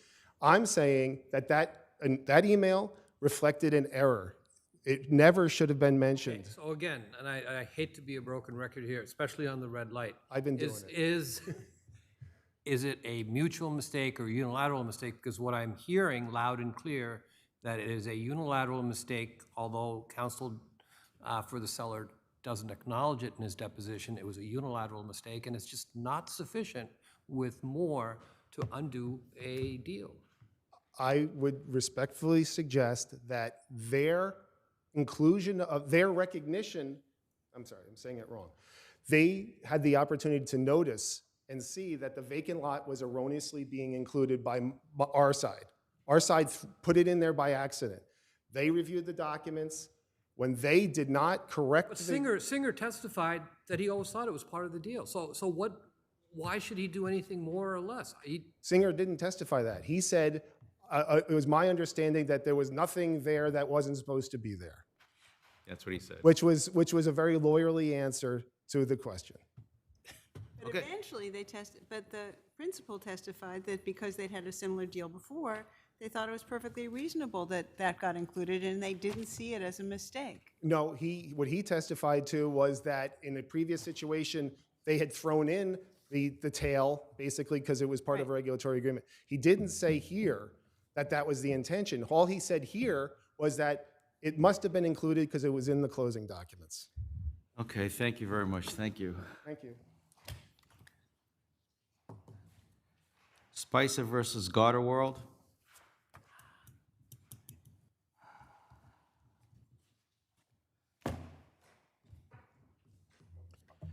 Okay, counsel, you're up. Good afternoon, Your Honors. Michael Garvey on behalf of Appellant Garter World. The trial court committed error by refusing to dismiss plaintiff's claim that during a prior litigation, Garda breached the implied covenant of good faith in a partial settlement agreement by litigating certain issues after the settlement agreement had been entered into. Plaintiff's theory, which the trial court sustained, is that Garda litigated these issues without any expectation of prevailing on them, but rather to create litigation roadblocks that would push back the timing of payment. Isn't that exactly what happened in this case? It is not what happened in this case, Your Honor. How did you comply with the agreement to make payment once there was nothing left to appeal? Your Honor, Garda paid the $70 million 20 days after the final determination date as set forth in the agreement. But it was $60 million that was paid and placed in escrow. $60 million was placed in escrow pursuant to an order of Justice Gesmer, and then 15 days later paid over to the plaintiffs. That's right. The real issue in the case that I think plaintiff is complaining about from the prior litigation was Garda's opposition to severance. But the question I have on that is that in terms of what was the triggering mechanism for payment? Was it the DJ claim or was it your counterclaims? Because if it was your counterclaims, I think you would have a solid argument. But it was in fact the DJ claim of plaintiffs, correct? Right. Well, so the agreement provided that Garda would pay $70 million following a final determination of the DJ claim. Right. Final determination was defined in the agreement as the point in time after this court ruled on the pending appeal, and then after the time had run for all further appeals, including petitions of certiorari. So the understanding of the parties when they entered into the agreement was that unless and until the declaratory judgment claim was resolved with complete finality, not just by this court, but by potential leave applications to the Court of Appeals and even conceivably a petition for cert to the United States Supreme Court, payment wasn't due. Now the reason— But counsel, what about the part of the final determination definition that says or that the order or judgment has been upheld on appeal and is no longer subject to appellate review by further appeal or writ of certiorari? Exactly. Isn't that the court, when the Court of Appeals denies leave to appeal on March 22nd, 2022? So it is, and within 20 business days after that date, the full $70 million But the was full paid. $70 million was supposed to be paid in full, and such payment was supposed to be, it says shall, be the sole remedy in complete and total satisfaction. That's right. So And so, Your Honor, we paid it, right? We complied. The only they wrinkle— didn't get it. Well, we paid $60 million of it into escrow because we were actively challenged. Is there anything in this agreement saying that you had the right to put the money into escrow and that's payment? There is nothing in this agreement that said we did. So then how, in those circumstances, were you acting in good faith? I understand your argument. We can litigate our counterclaims. Right. But that should have been in the agreement, correct? And the agreement was silent on that. There was white space in the agreement. The agreement said— So you were exploiting, in essence, maybe an ambiguity in the agreement? Is that what you're arguing? Well, I don't know that we were— I wouldn't use the word exploiting, Your Honor. We were seeking prejudgment. We're taking the benefit of maybe an ambiguity. Well, we were advancing a litigation position in the prior litigation that Justice Barak, the trial judge, suggested we take, which was move for prejudgment attachment. You oppose severance. I disagree. The claim is severed. But your position is better articulated as a motion for prejudgment Counsel, attachment. after the March 22nd, 2022, when leave was denied by the Court of Appeals, other than the attachment order and the TRO and putting the money into escrow, did you do anything else to further, because you said appeal to the Nope, we did not. In fact, we could have. Garda could have, if it was here just to delay, as my adversary is going to tell you. But if it wasn't here just to delay, you would have appealed it, but you sought instead attachment? What we did was we moved with expedition. The TRO, rather? Right. What we did was we moved by TRO, the trial judge, expedited basis. Judge. So what about that portion, Section G of the 2018 agreement that says that the $70 million payment shall not be subject to any holdback, offset, or reduction? Isn't placing the money in escrow somewhat tantamount to holding back money? So our position is we paid the money into escrow in accordance with a court order pending resolution of an appeal by this court, which was resolved 2 weeks later. So that issue, Your Honor, candidly is a somewhat of a sideshow, because the real complaint of my adversary is that we appealed the trial judge's ruling denying or granting severance of the declaratory judgment claim from our counterclaim. I guess I'm focused on payment. Right. Because there's finality written into this 2018 agreement in so many ways, and you're seeking to go further and not allowing a severance, not agreeing to a severance, So- is perhaps a holdback of Right. So payment. the way I look at the prejudgment attachment issue is, did we seek prejudgment attachment in bad faith? And I don't think that's arguable. We had a reasonable basis to make that application to the judge. The judge invited us to make it. It was denied. We moved with as much expedition as we possibly could have to get that issue reviewed by this court.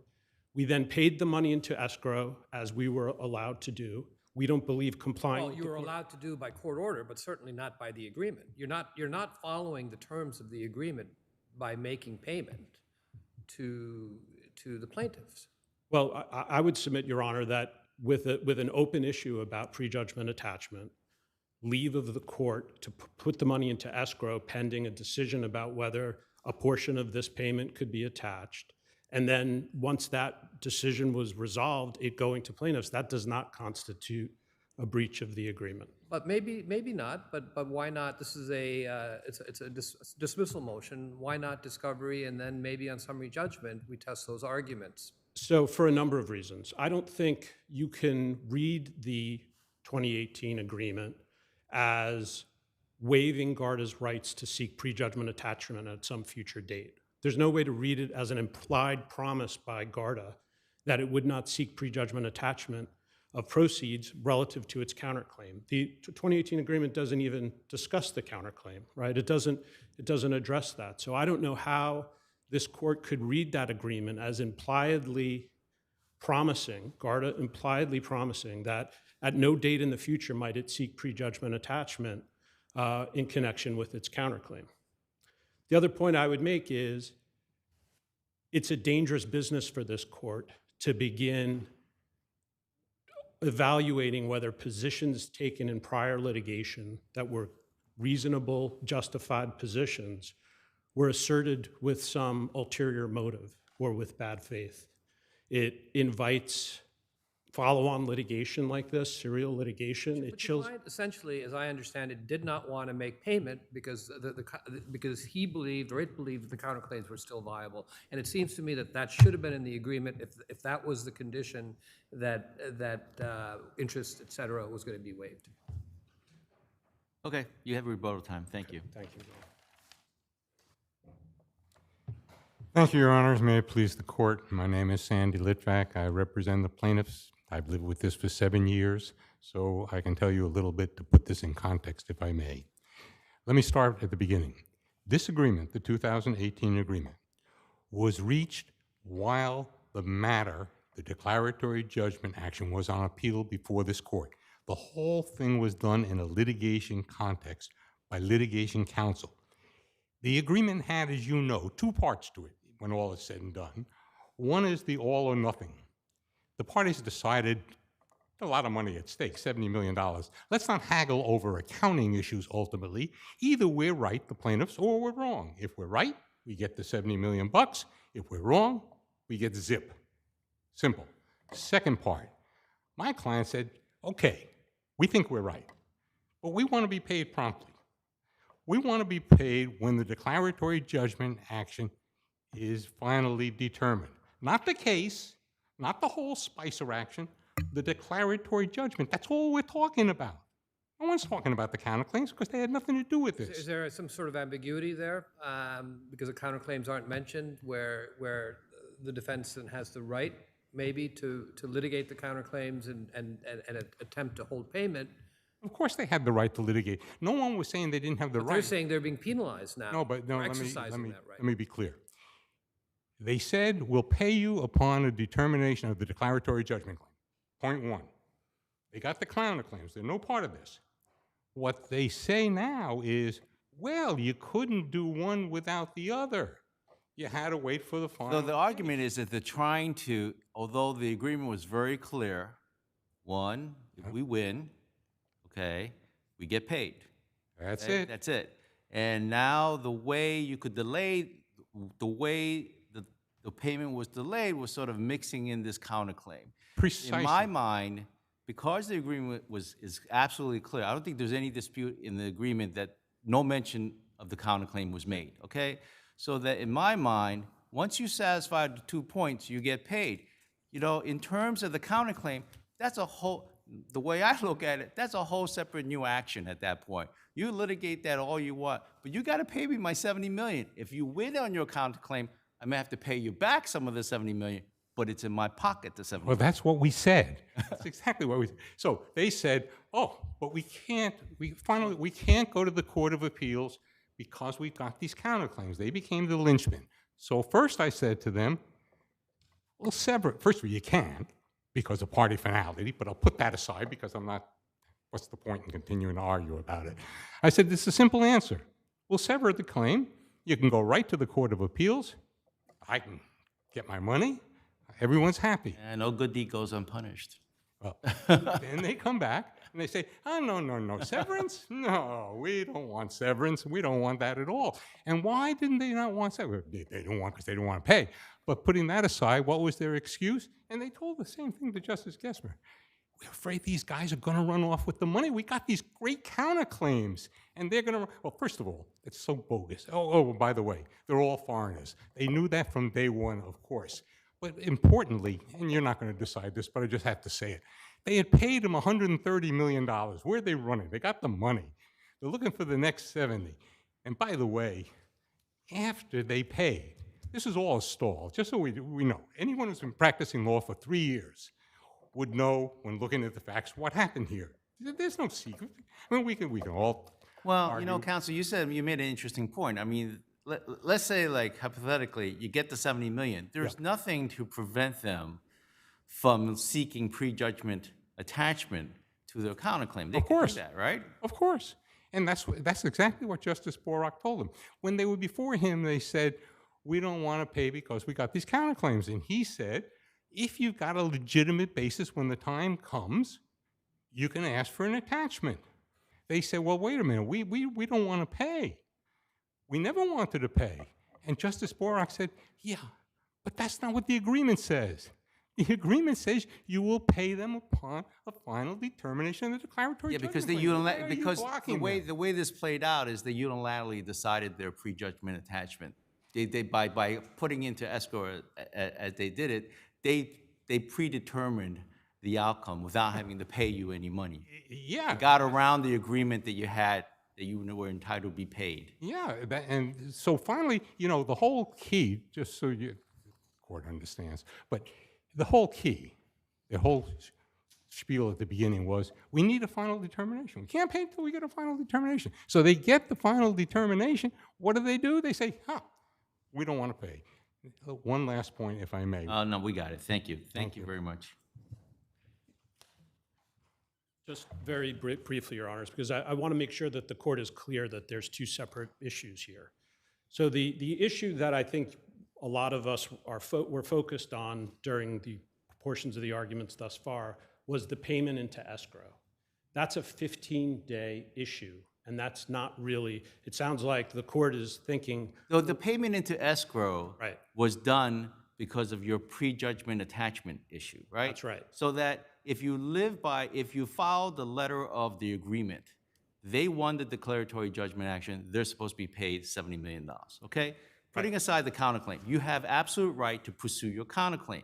Right. But whether or not you prevail, or if you prevail in your counterclaim, that doesn't stop you from having to pay them the $70 million. Say you had to pay them $70 million, and you can absolutely make a prejudgment attachment application. Right. But what you did here, based on what I'm hearing, the record here is you sort of took the $70 million and put it, you already attached, you made an attachment prior to even getting the attachment. But so that to me, Your Honor, doesn't sound like an implied covenant of good faith claim. It sounds like a claim that we breached the express terms of the agreement. What the plaintiffs are claiming is that we breached the implied covenant a year and a half earlier because we resisted the idea of severing the contract claim from the counterclaim because they both arose from the same contracts, and we were of the. Well, yeah, if you resisted that sort of notion of severing the claims, then you had to pay them.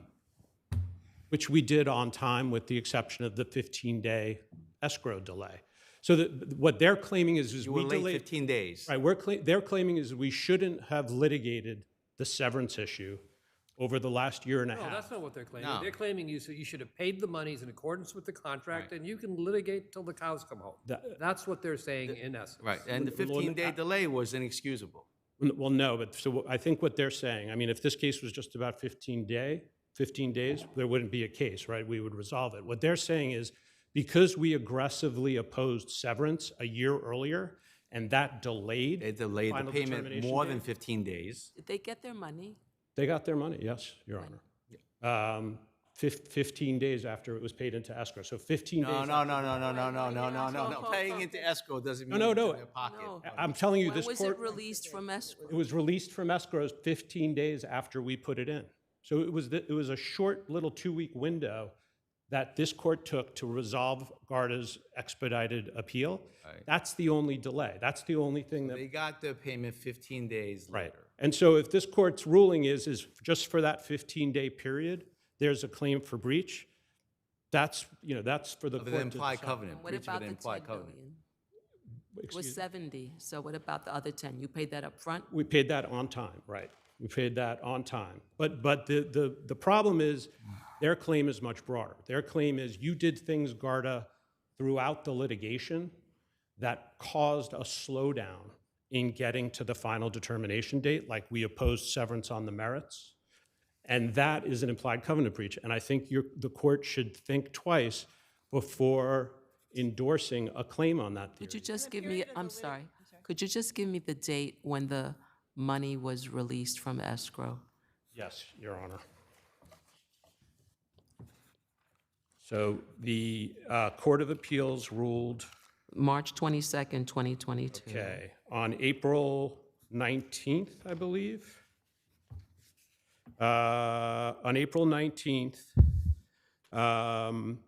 payment was due. $10 million was paid directly to the plaintiffs who were not counterclaim defendants. The remaining $60 million, pursuant to Justice Gesmer's order, was paid into escrow.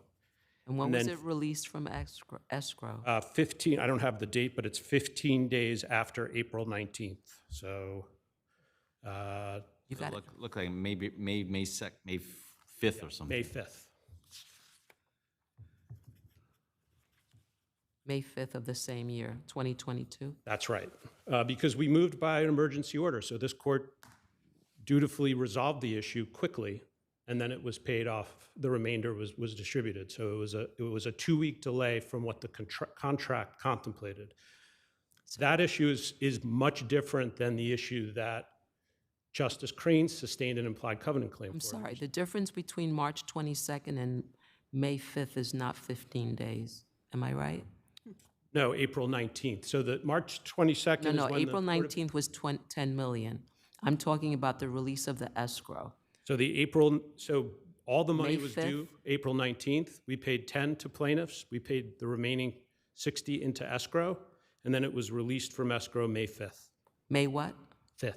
5th. So the difference between March 22nd and May 5th is not 15 days. Well, no, because the contract had payment due 20 days after March Right. 22nd. 20 business days. 20 business days after March. And that's 20 business days? Yeah, April 19th was, which was why we were fighting to, get the issue resolved before April 19th. It's not payment of the 70 million by Well- 20 business days. Okay. That answers We're the good? question. All right, thank you very much. Thank you. D'Souza versus Hudson Yard Construction.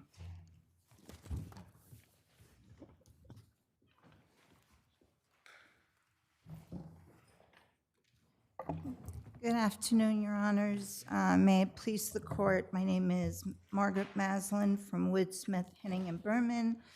On behalf of the defendants, the defendants are seeking a reversal of the summary determination by the lower court of Mr. D'Souza's Labor Law Section 240 subsection 1 and 241 subsection 6 claims because there is a story of what happened to Mr. D'Souza at the moment of the accident, which I like is... the word story. The problem I have is, yes, there's a story, but I don't think that the story is supported by documents appropriately considered on a motion for summary judgment. So I'm having a little trouble with understanding why we should rely on those documents. Well, there are two categories of documents, Your Honor. There are documents that are on the accident report side that were prepared by John Orsino, the construction safety manager for Related. Right, and there was no claim in his recitation that he had what the source of his knowledge was. And in the absence of the source of his knowledge, and the fact that the document was also not a sworn document, it's not an appropriate document for us to rely on.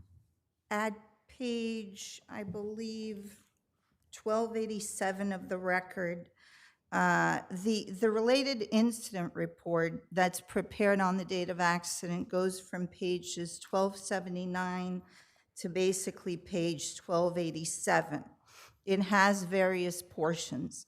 On page 1283, John Orsino signed the document on the date of accident. At his deposition at page 537. Right, but that how do you establish that he had personal knowledge of what was in that document? At page 1287, it says, Mr. Orsino says, all information came from the injured worker and the medic. And then He speaks Portuguese, correct? And Does he if- speak English? Plaintiff speaks Portuguese is his native tongue. However, if you look at various portions of the record, his knowledge of the English language that he claims he doesn't speak is also in dispute. It's also an issue that the jury should weigh. For example, he was in this country, according to his testimony, since November of 2016, for 2.5 years before the accident. Counsel, let's cut. So you should have No, no, learned no. English? Not necessarily. However, at pages 123, 276, 333, 346, 355 to 356 of the record about where his testimony is contained, he answers questions in English. So here's the But problem that beyond I that- have, if I may, counsel. Sure. Thank you. If I may. The reliability of the translation is an issue in so many ways. I mean, we had an interpreter here before, and that interpreter identified herself as an official court interpreter in the language of Albanian. And you know that that's routine in every court proceeding when an interpreter is used, right? Okay. We also know that there's people who can speak but can't read in a particular language. And for that reason, the use of a court interpreter, the identification of that person's abilities is critical. So here we have several reliability-related documents, including the incident report, the pre-hospital care report, and the MedRight patient clinical summary. And we don't know who is translating for the plaintiff. Doesn't that pose a problem here where the plaintiff says there is incomplete information with respect to my injuries? They only talk about my finger, but I fell off a plank and a harness was around me and there wasn't, a self-retracting lifeline anchored to someplace to save me from a full fall. And I got hurt because I got banged up against the wall. And he's saying, nobody put that in the reports. So don't we have a problem here? Don't we have how do you call them? Don't we have hearsay? Unreliable hearsay, questionable hearsay.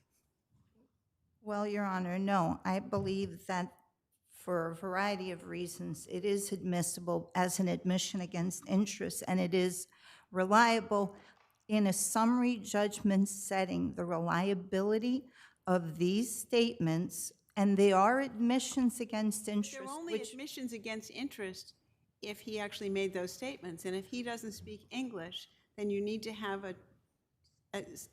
the transition of who translated it on the basis that and drew these conclusions that that's what he said. And in the absence of some information concerning how the informant was told what the worker said, then it's not good evidence for us. How do you get around that? So it's an admission against interest because if it's a finger strike, there's no labor law claim. How do you get around the fact that you don't know if it was accurately translated? Mr. D'Souza speaks Portuguese. There's no evidence that any of the people writing these reports spoke Portuguese. So you need to establish that the information was conveyed from Mr. D'Souza to whoever was writing the report with the assistance of a translator. Where do you show that as to any of these documents? At page 1289 of the Pivot On-Site Pre-Hospital Care Report, also prepared on the date of accident, there is a statement that says the patient was present with a translator. Plaintiff signed Right, but that we don't know document. who that translator is, what that translator's qualifications were. We don't know that. And if you're going to go as far as to say that, well, there's been other instances where he speaks English and that was your understanding that he spoke English, then that might be something you'll talk about to him when he's on the stand testifying at trial as a credibility issue or whatever the case may be, but not enough for this summary judgment motion. What the defendants are saying on this appeal is that all of this is a credibility issue. Do we normally decide credibility issues on summary judgment motions? No, you do not. So why should we do it here? No, the court below decided a credibility issue as a matter of law, summarily basically saying that the court does not believe that the statements which are attributable to the plaintiff. Counsel, that's how do you say it, a red herring? That doesn't make any sense. So we have an affidavit here that's prepared in Portuguese. I was reading it in Portuguese, and then I said, wait a minute, I'm supposed to be reading it in English. And I switched over to the English.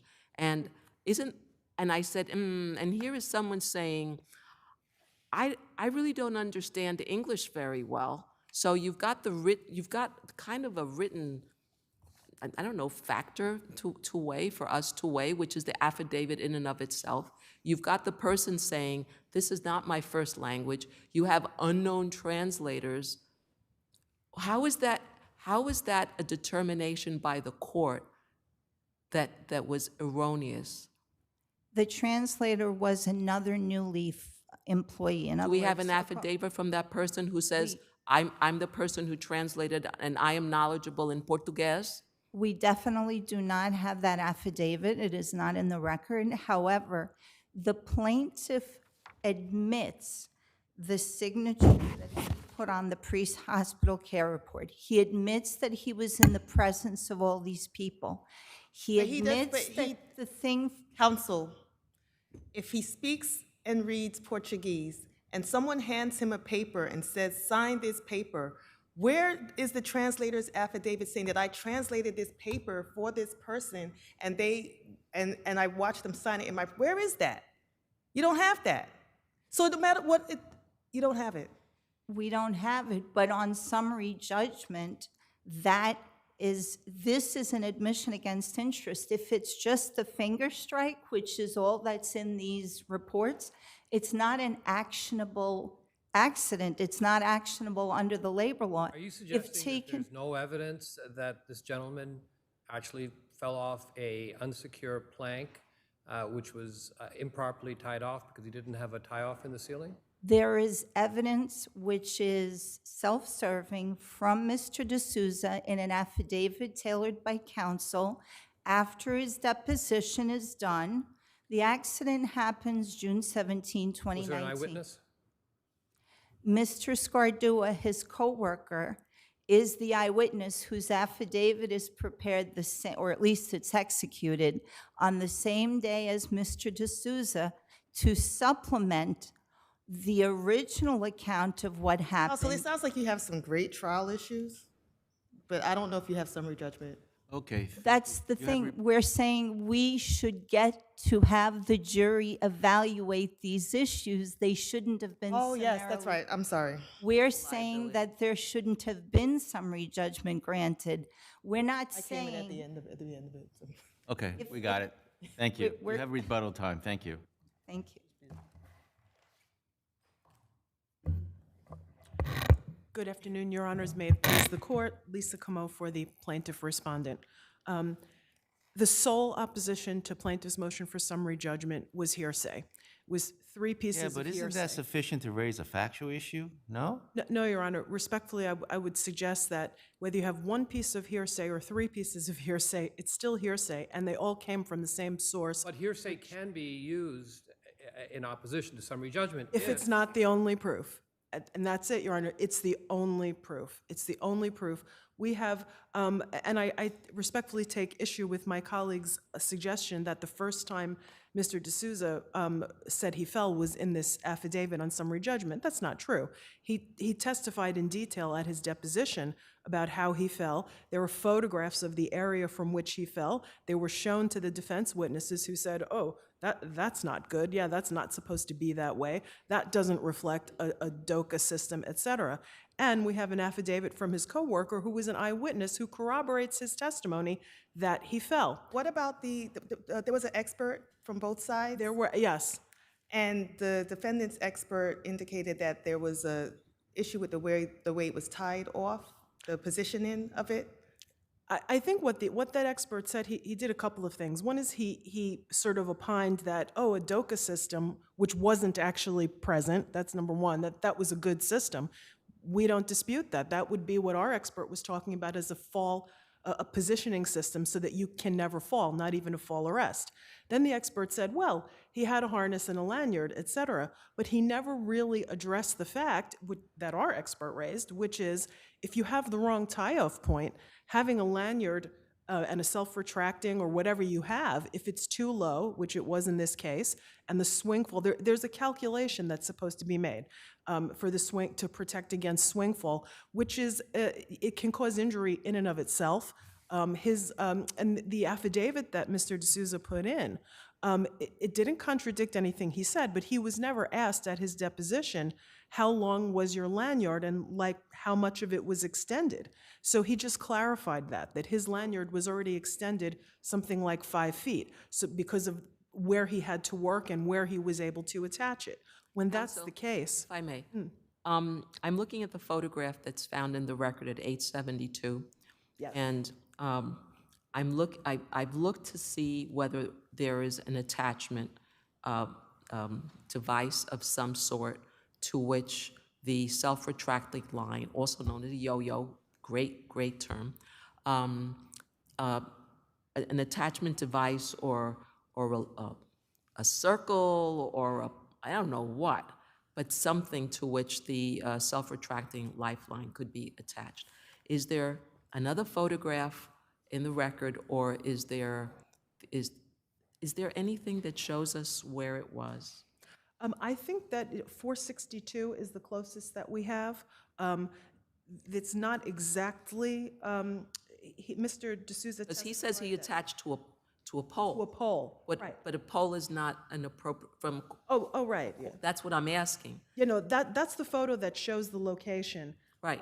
And yeah, there was nothing else there. That was his testimony, that there was nothing else that he The could... safety expert that was retained by the plaintiff says you had to have something other than a pole. Right. So I'm asking you, is there anything that shows that this system, this safety system was operative? No, it was not. There's no proof at all that he could have tied off. I mean, he also has to move around to do his work. He's supposed to have an overhead attachment. Right. He estimated that it was somewhat below his waist, which is completely inappropriate. And the DOCA system, which is the positioning system, which is like a sort of a prefab formwork kit system, that would have even eliminated the need for fall arrest, which is the harness and the lanyard. It's actually fall restraint. That's not there. That's what the defendants were talking about, that other people used at the site, and that was a good system, and that's what the defense expert said is a good system, but it wasn't here. There was nothing here.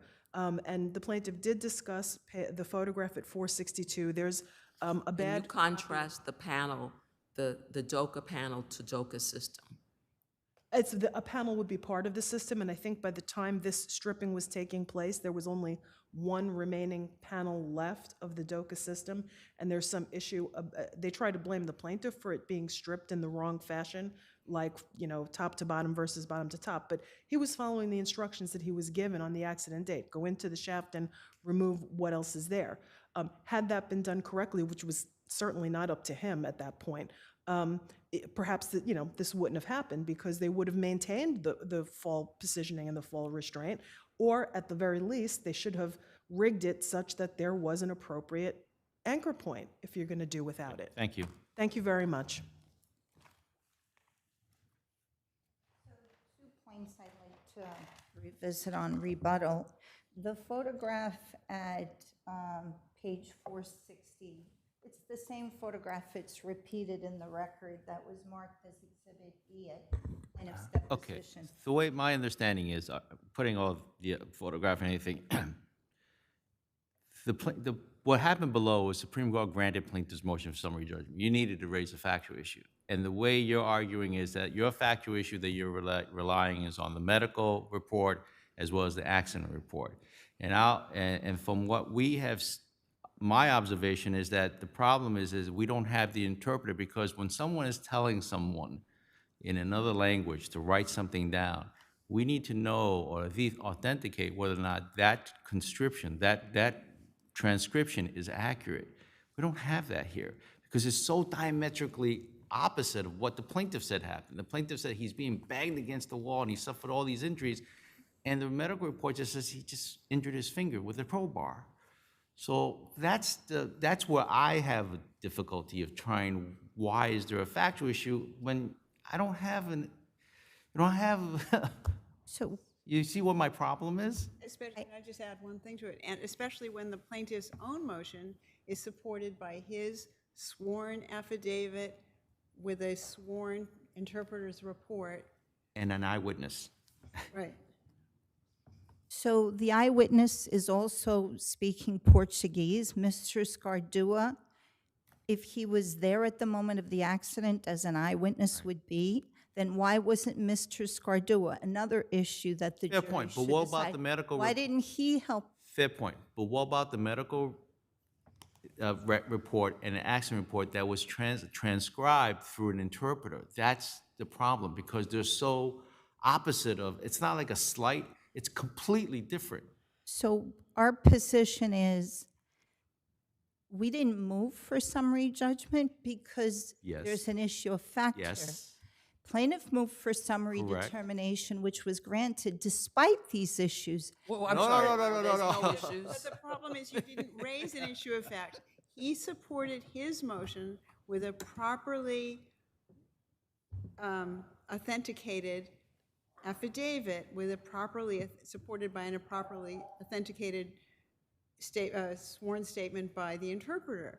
In opposition, you produced only hearsay. So that doesn't create a question of fact. That's the problem. And you're saying, well, 3 pieces of hearsay are almost as good. But in our view, 3 pieces of hearsay, it's like 3 times 0. It doesn't get you anywhere. While there is no affidavit from the coworker who spoke Portuguese, who's the Who was interpreter. that coworker?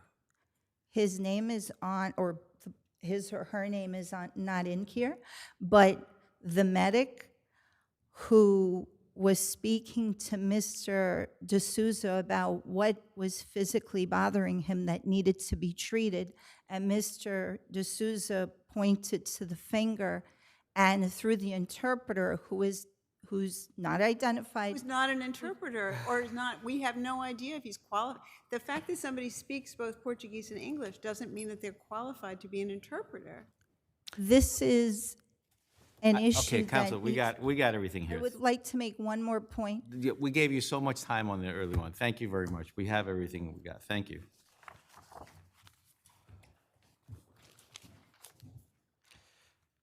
Okay.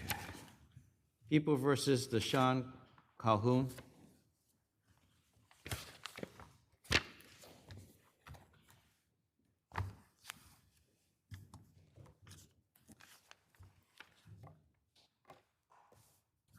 Okay, you're up. Good afternoon, and may it please the court. My name is Jacqueline Shelton, and I represent the appellant Deshae Calhoun. Having just turned 20 years old, Deshae Calhoun was in the midst of a spiraling life crisis, homeless, having just had a brutal invasion of his body, a rape, layered on top of childhood, sexual, and physical abuse, mental health conditions, and a childhood in the foster care system. Oh, one at a time, everyone.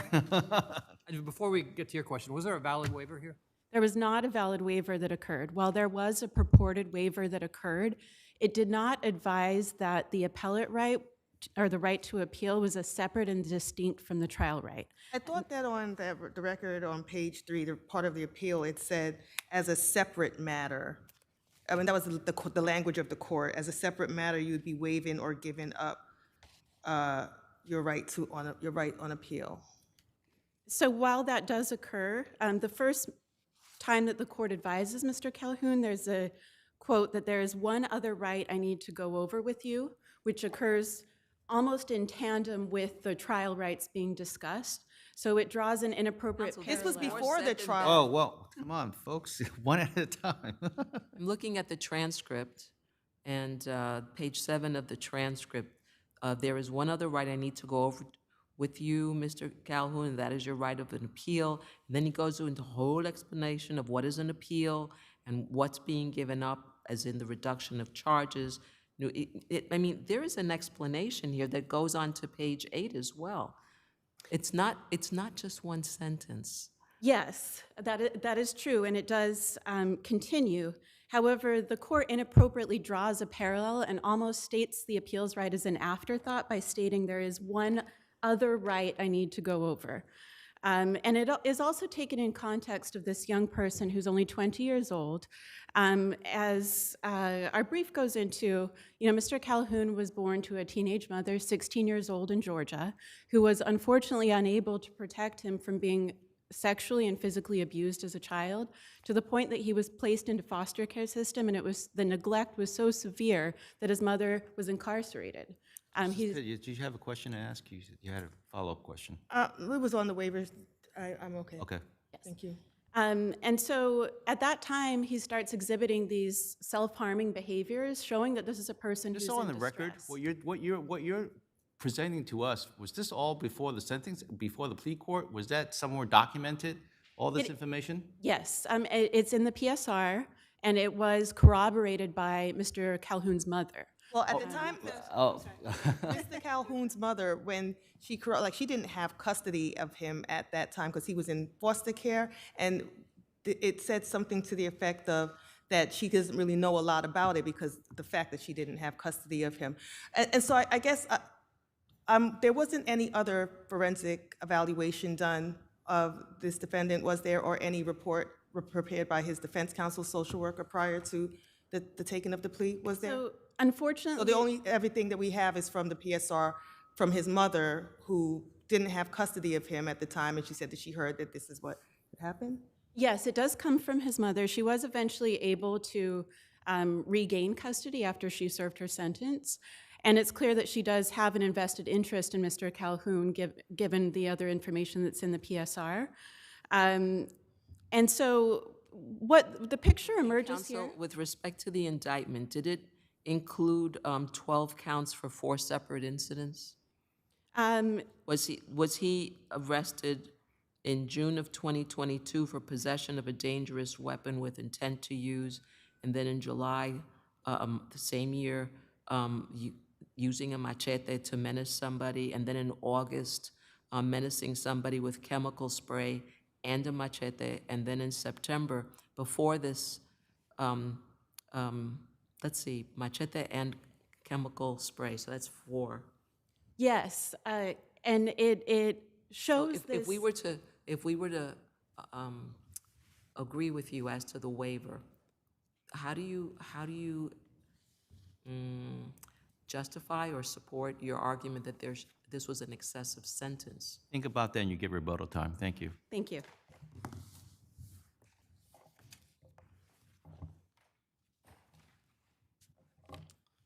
Good afternoon, and may it please the court. Assistant District Attorney David Crowley for the people.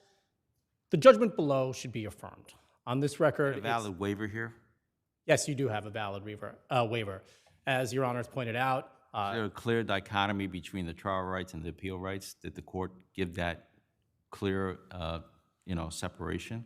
Right, there's no particular litany that's required. So what you want to see is a reference to, this is a separate right. And then after you go through all the Boykin rights and the factual allocution, you want to hear a reference to, now I have another matter to deal with. Then what you have is a written waiver of appeal, which refers to the right to appeal as separate and distinct. And did the defendant confirm that there was an opportunity to go over the written waiver with his counsel? That was on the record. The defendant was first asked whether or not he had time to consult with his attorney, and then was given time, and the attorney said, we're ready to proceed. And then there was a break for the defendant to actually review the waiver and sign it in open court. Let's turn to the merit. I mean, assuming there is hypothetically no valid waiver, has the defendant demonstrated on appeal that there should be a reduction in his sentence? The defendant has not. I have some different view of the record than the defendant when it comes to issues like homelessness. This defendant said, I woke up in my apartment where I had been living for a year on the day of the attempted murder and was on his way to the gym where he regularly went. He had experienced homelessness in the past, but he had been living in the same apartment for a year. So I frankly don't understand how homelessness would play a role in this evaluation. And the psychiatric, I'm sorry. Would you address counsel's argument that Mr. Calhoun was suffering from mental disorders of some kind that would justify us in reducing his sentence at this time? Yeah, there is no evidence that this defendant had been diagnosed with any mental illness. In fact, the defendant reported that he had never been diagnosed with any mental health issues, and he was on no medication whatsoever. He had completed an anger management course while he was remanded, and he said he was receiving health services once a month in jail. So he was in contact with mental health professionals, and yet no diagnosis, no medication. I don't think that this court can base a further reduction on mental health when there is no record support for that. But all that said, I think the point is it is important to recognize that the court below and the parties did consider this defendant's circumstances and any mitigating factors, because this defendant was facing a determinate sentence of 25 years for trying to split open in an unprovoked attack an 82-year-old man's skull with a machete. And then when that man sought help, spraying him in the face, which followed, as Your Honor pointed out, a series of weapons-based offenses that summer. Right? Facing 25 years, he went down to 5, an 80% reduction. And it wasn't because the conduct wasn't horrific, and it wasn't because the evidence there were any deficiencies, right? Weapons were recovered at the scene from him, he made oral and written admissions, and there was video surveillance. So I think the record supports only one conclusion, which is that the parties in the sentencing court who were in the best position to evaluate this defendant and his circumstances already considered this, and they came up with a sentence that expresses some optimism that in a secure facility with treatment, this defendant can re-enter society at the age of 25 or earlier, hopefully not a threat, the same threat that he was when he was walking around in the summer of 2022. So for those reasons and for the valid waiver, I submit that the judgment should be affirmed. Thank you very much. Thank you.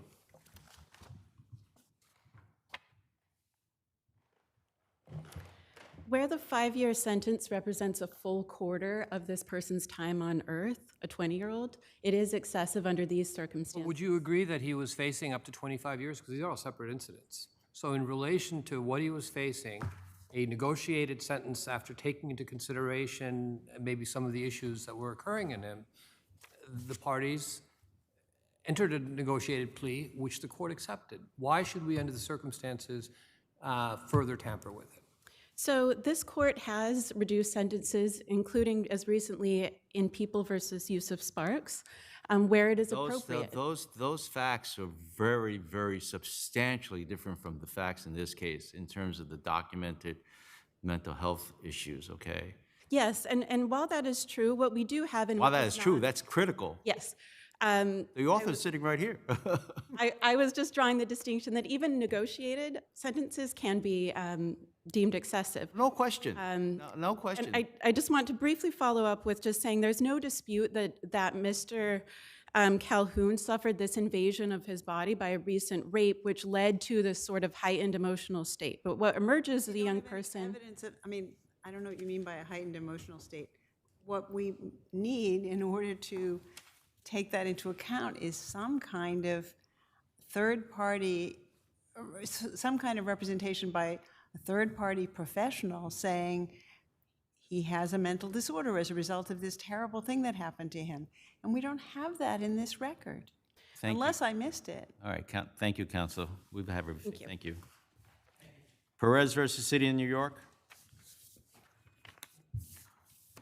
Oh, I forgot. Did you say? I'm sorry.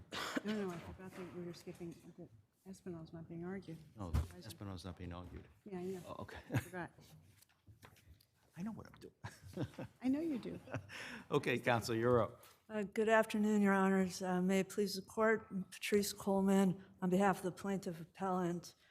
Your Honors, I think you'll see from the record, this is a very simple, straightforward, rear-end auto accident. There's no such thing as simple, straightforward. I got so many volumes of book to tell otherwise. Go ahead. Well, it seems simple and straightforward to me, Your Honor. Well, I looked at the video. Right? We're looking at the video. The video just tells its own story in terms of what happened, because the argument as I saw it was that he was double parked, he had his hazards lights on, and the sweeper was trying to get around him, then he suddenly moved. The video doesn't seem to indicate that. The video seems to, unless I'm incorrect, please correct me if I'm wrong, shows a car moving, making a right turn, slowing down, because when you make a right turn, you ostensibly, well, you're not ostensibly, but you should be slowing down in case there are people crossing. And then I see the sweeper coming out into the picture, going around him, but I guess he didn't seem, based on the video, didn't anticipate that he was going to stop or slow down, and poof. So, right? Is that the video that I'm looking at? Yes, Your Honor. I think the video tells the tale, but what you said... Oh, I'm missing something. No, what you said at the beginning, I think, is the version that the respondent would like to have the court... Oh, the double park with the hazard lights on. Because the fact that the plaintiff was double parked is a completely irrelevant fact to this accident, because he was double parked half a block away, and we're on 11th Avenue, it's a full city block. He's double parked for half a block away with his hazard lights on. He begins to move. So the testimony about, yeah, I was gonna try and go around him, but there was too much traffic, the road was wet, there was too much traffic, I came back in and he started to go. What does that have to do with the accident that happens, as you saw in the video, half a block away at the intersection? It doesn't have anything to do with it. It's completely irrelevant. It's not a proximate cause of this accident, and proximate cause is what this case is all about. There is no relevance to the double parked car, but within that half a block, the plaintiff is traveling with his hazard lights on, and the defendant's truck is traveling right behind him and sees his hazard lights on. So I don't know about you, but when I see somebody in front of me with hazard lights on, I generally go further back and go a little bit slower. I don't see any indication. There's nothing in the record. Clearly not a signal to speed up. Well, you know, there's nothing in this record that shows the speed of the vehicles. We don't know how far he was. None of that is given to the court. Traveling that half a block, he's got his hazard lights on, so even if he does put his right turn signal on, they're not going to see the right turn signal, but it doesn't explain why the defendant was just following too closely, failed to bring his vehicle to a stop. And just the final thing is this idea of a sudden stop, which I'm sure this court hears the idea of a sudden explanation for virtually every rear-end case. There's just nothing in this record that shows any sudden movement, including the video. Okay, thank you. Thank you, Your Honor.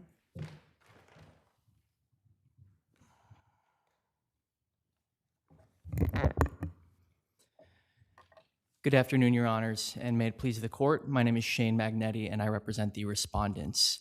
There was no error here, Your Honors. Sir, how in this case, on this record, based on the videotape, how have you shown that the driver of this sweeper maintained a safe distance from the plaintiff's vehicle? Well, I think the video only tells half of the story. And if you look at Assaro's affidavit, he explains that when he first approached Assaro on 11th Avenue, he was double parked. So my question is, how have you shown that he maintained a safe distance from the plaintiff's vehicle before the initial strike or before the strike? Well, to rebut the presumption of negligence, we have to offer a reasonable explanation for why he was not able to maintain the safe distance. And here that reason is the double Brakes not parking. working? Sorry? Were the brakes not working? There's no evidence as to whether his brakes are working or not, but if you put yourself in his shoes... Was he supposed to be going at a high rate of speed, essentially tailgating a vehicle in front of him? Well, I don't think the video shows him going at a high rate of speed, and I think there's at least an issue of fact as to the speed that he was traveling. And I think if you put yourself in Asaro's shoes and you come across a car that is double parked No, on 11th Avenue, It wasn't double parked. The video shows the car moving. Sorrow's vehicle, the sweeper, coming from behind. The white car turning the corner, and it was a moving vehicle. I understand, but the video is only a snippet of what happened. And What relevance does the fact that he was allegedly double parked have, given that the collision occurred after that, after he was moving? so if Why is you'll that allow me to relevant? explain why the double parking is relevant, is because when Asaro first comes up behind him, he's disrupted the flow of traffic. Asaro can't get around him. He can't go into the other lane because of the heavy traffic in that lane. When Perez starts moving again, they're both starting from a stopped position, and Perez only goes half a block before he fails to signal. Now, half a block is not a lot of time So to create can't- distance. Nobody can between them. signal when they have hazard lights on, right? I'm sorry, I couldn't Can you hear your signal question. when you have hazard lights on? You can't signal when you have hazard Right. lights on. So when you have, when you see a car with hazard lights on, you know that they can't signal. If you're a driver, you know this, and you know that you're supposed to slow down behind them, right? So I go back to my colleague's question, what plausible reason is offered by your client, for failing to maintain a safe distance, particularly since this was a vehicle with flashing lights? Well, the double parking explains why he was not Double able to parking build is the not distance. borne out by what the video shows. Because the video is incomplete, Your Honor. No, the video shows, I don't mean to get into a one-on-one with you. The video doesn't show the car when it departs from the parking lane. It shows the car moving, as my colleague indicated. So that's kind of, doesn't work. Well, that's because the video is incomplete. Perez submitted the video, and it only shows those few seconds right before he goes into the intersection. It does not show anything that led up to this. It shows that the sweeper was rolling at a perhaps a clip, at least as fast as the car in front of it, and then it shows the turn, doesn't show a sudden stop, and I think if I remember, there was a human being crossing the street in front of the car with the hazard lights.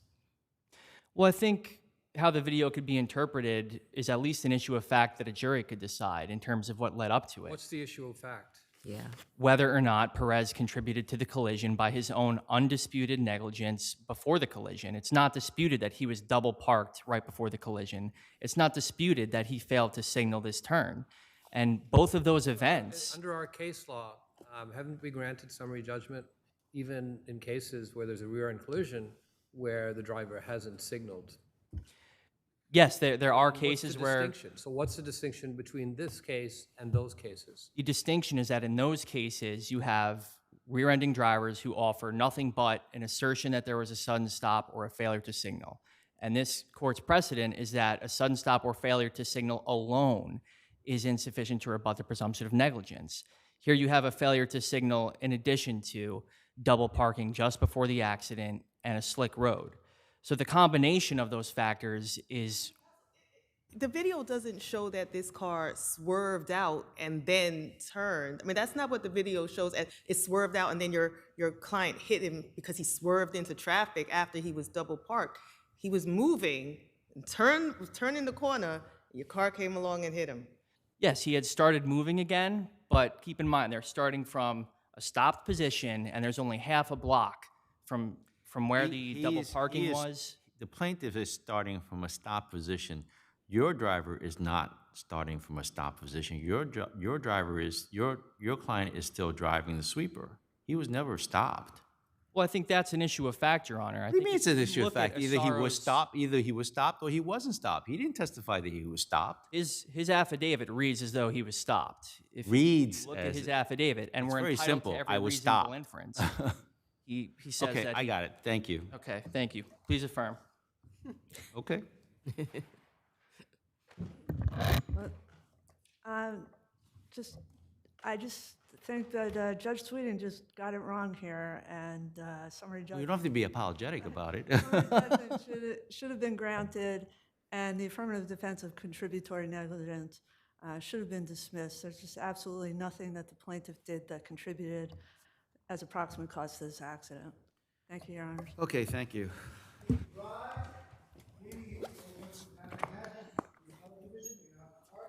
This court is now adjourned until tomorrow at 2 p.m. Please remain standing.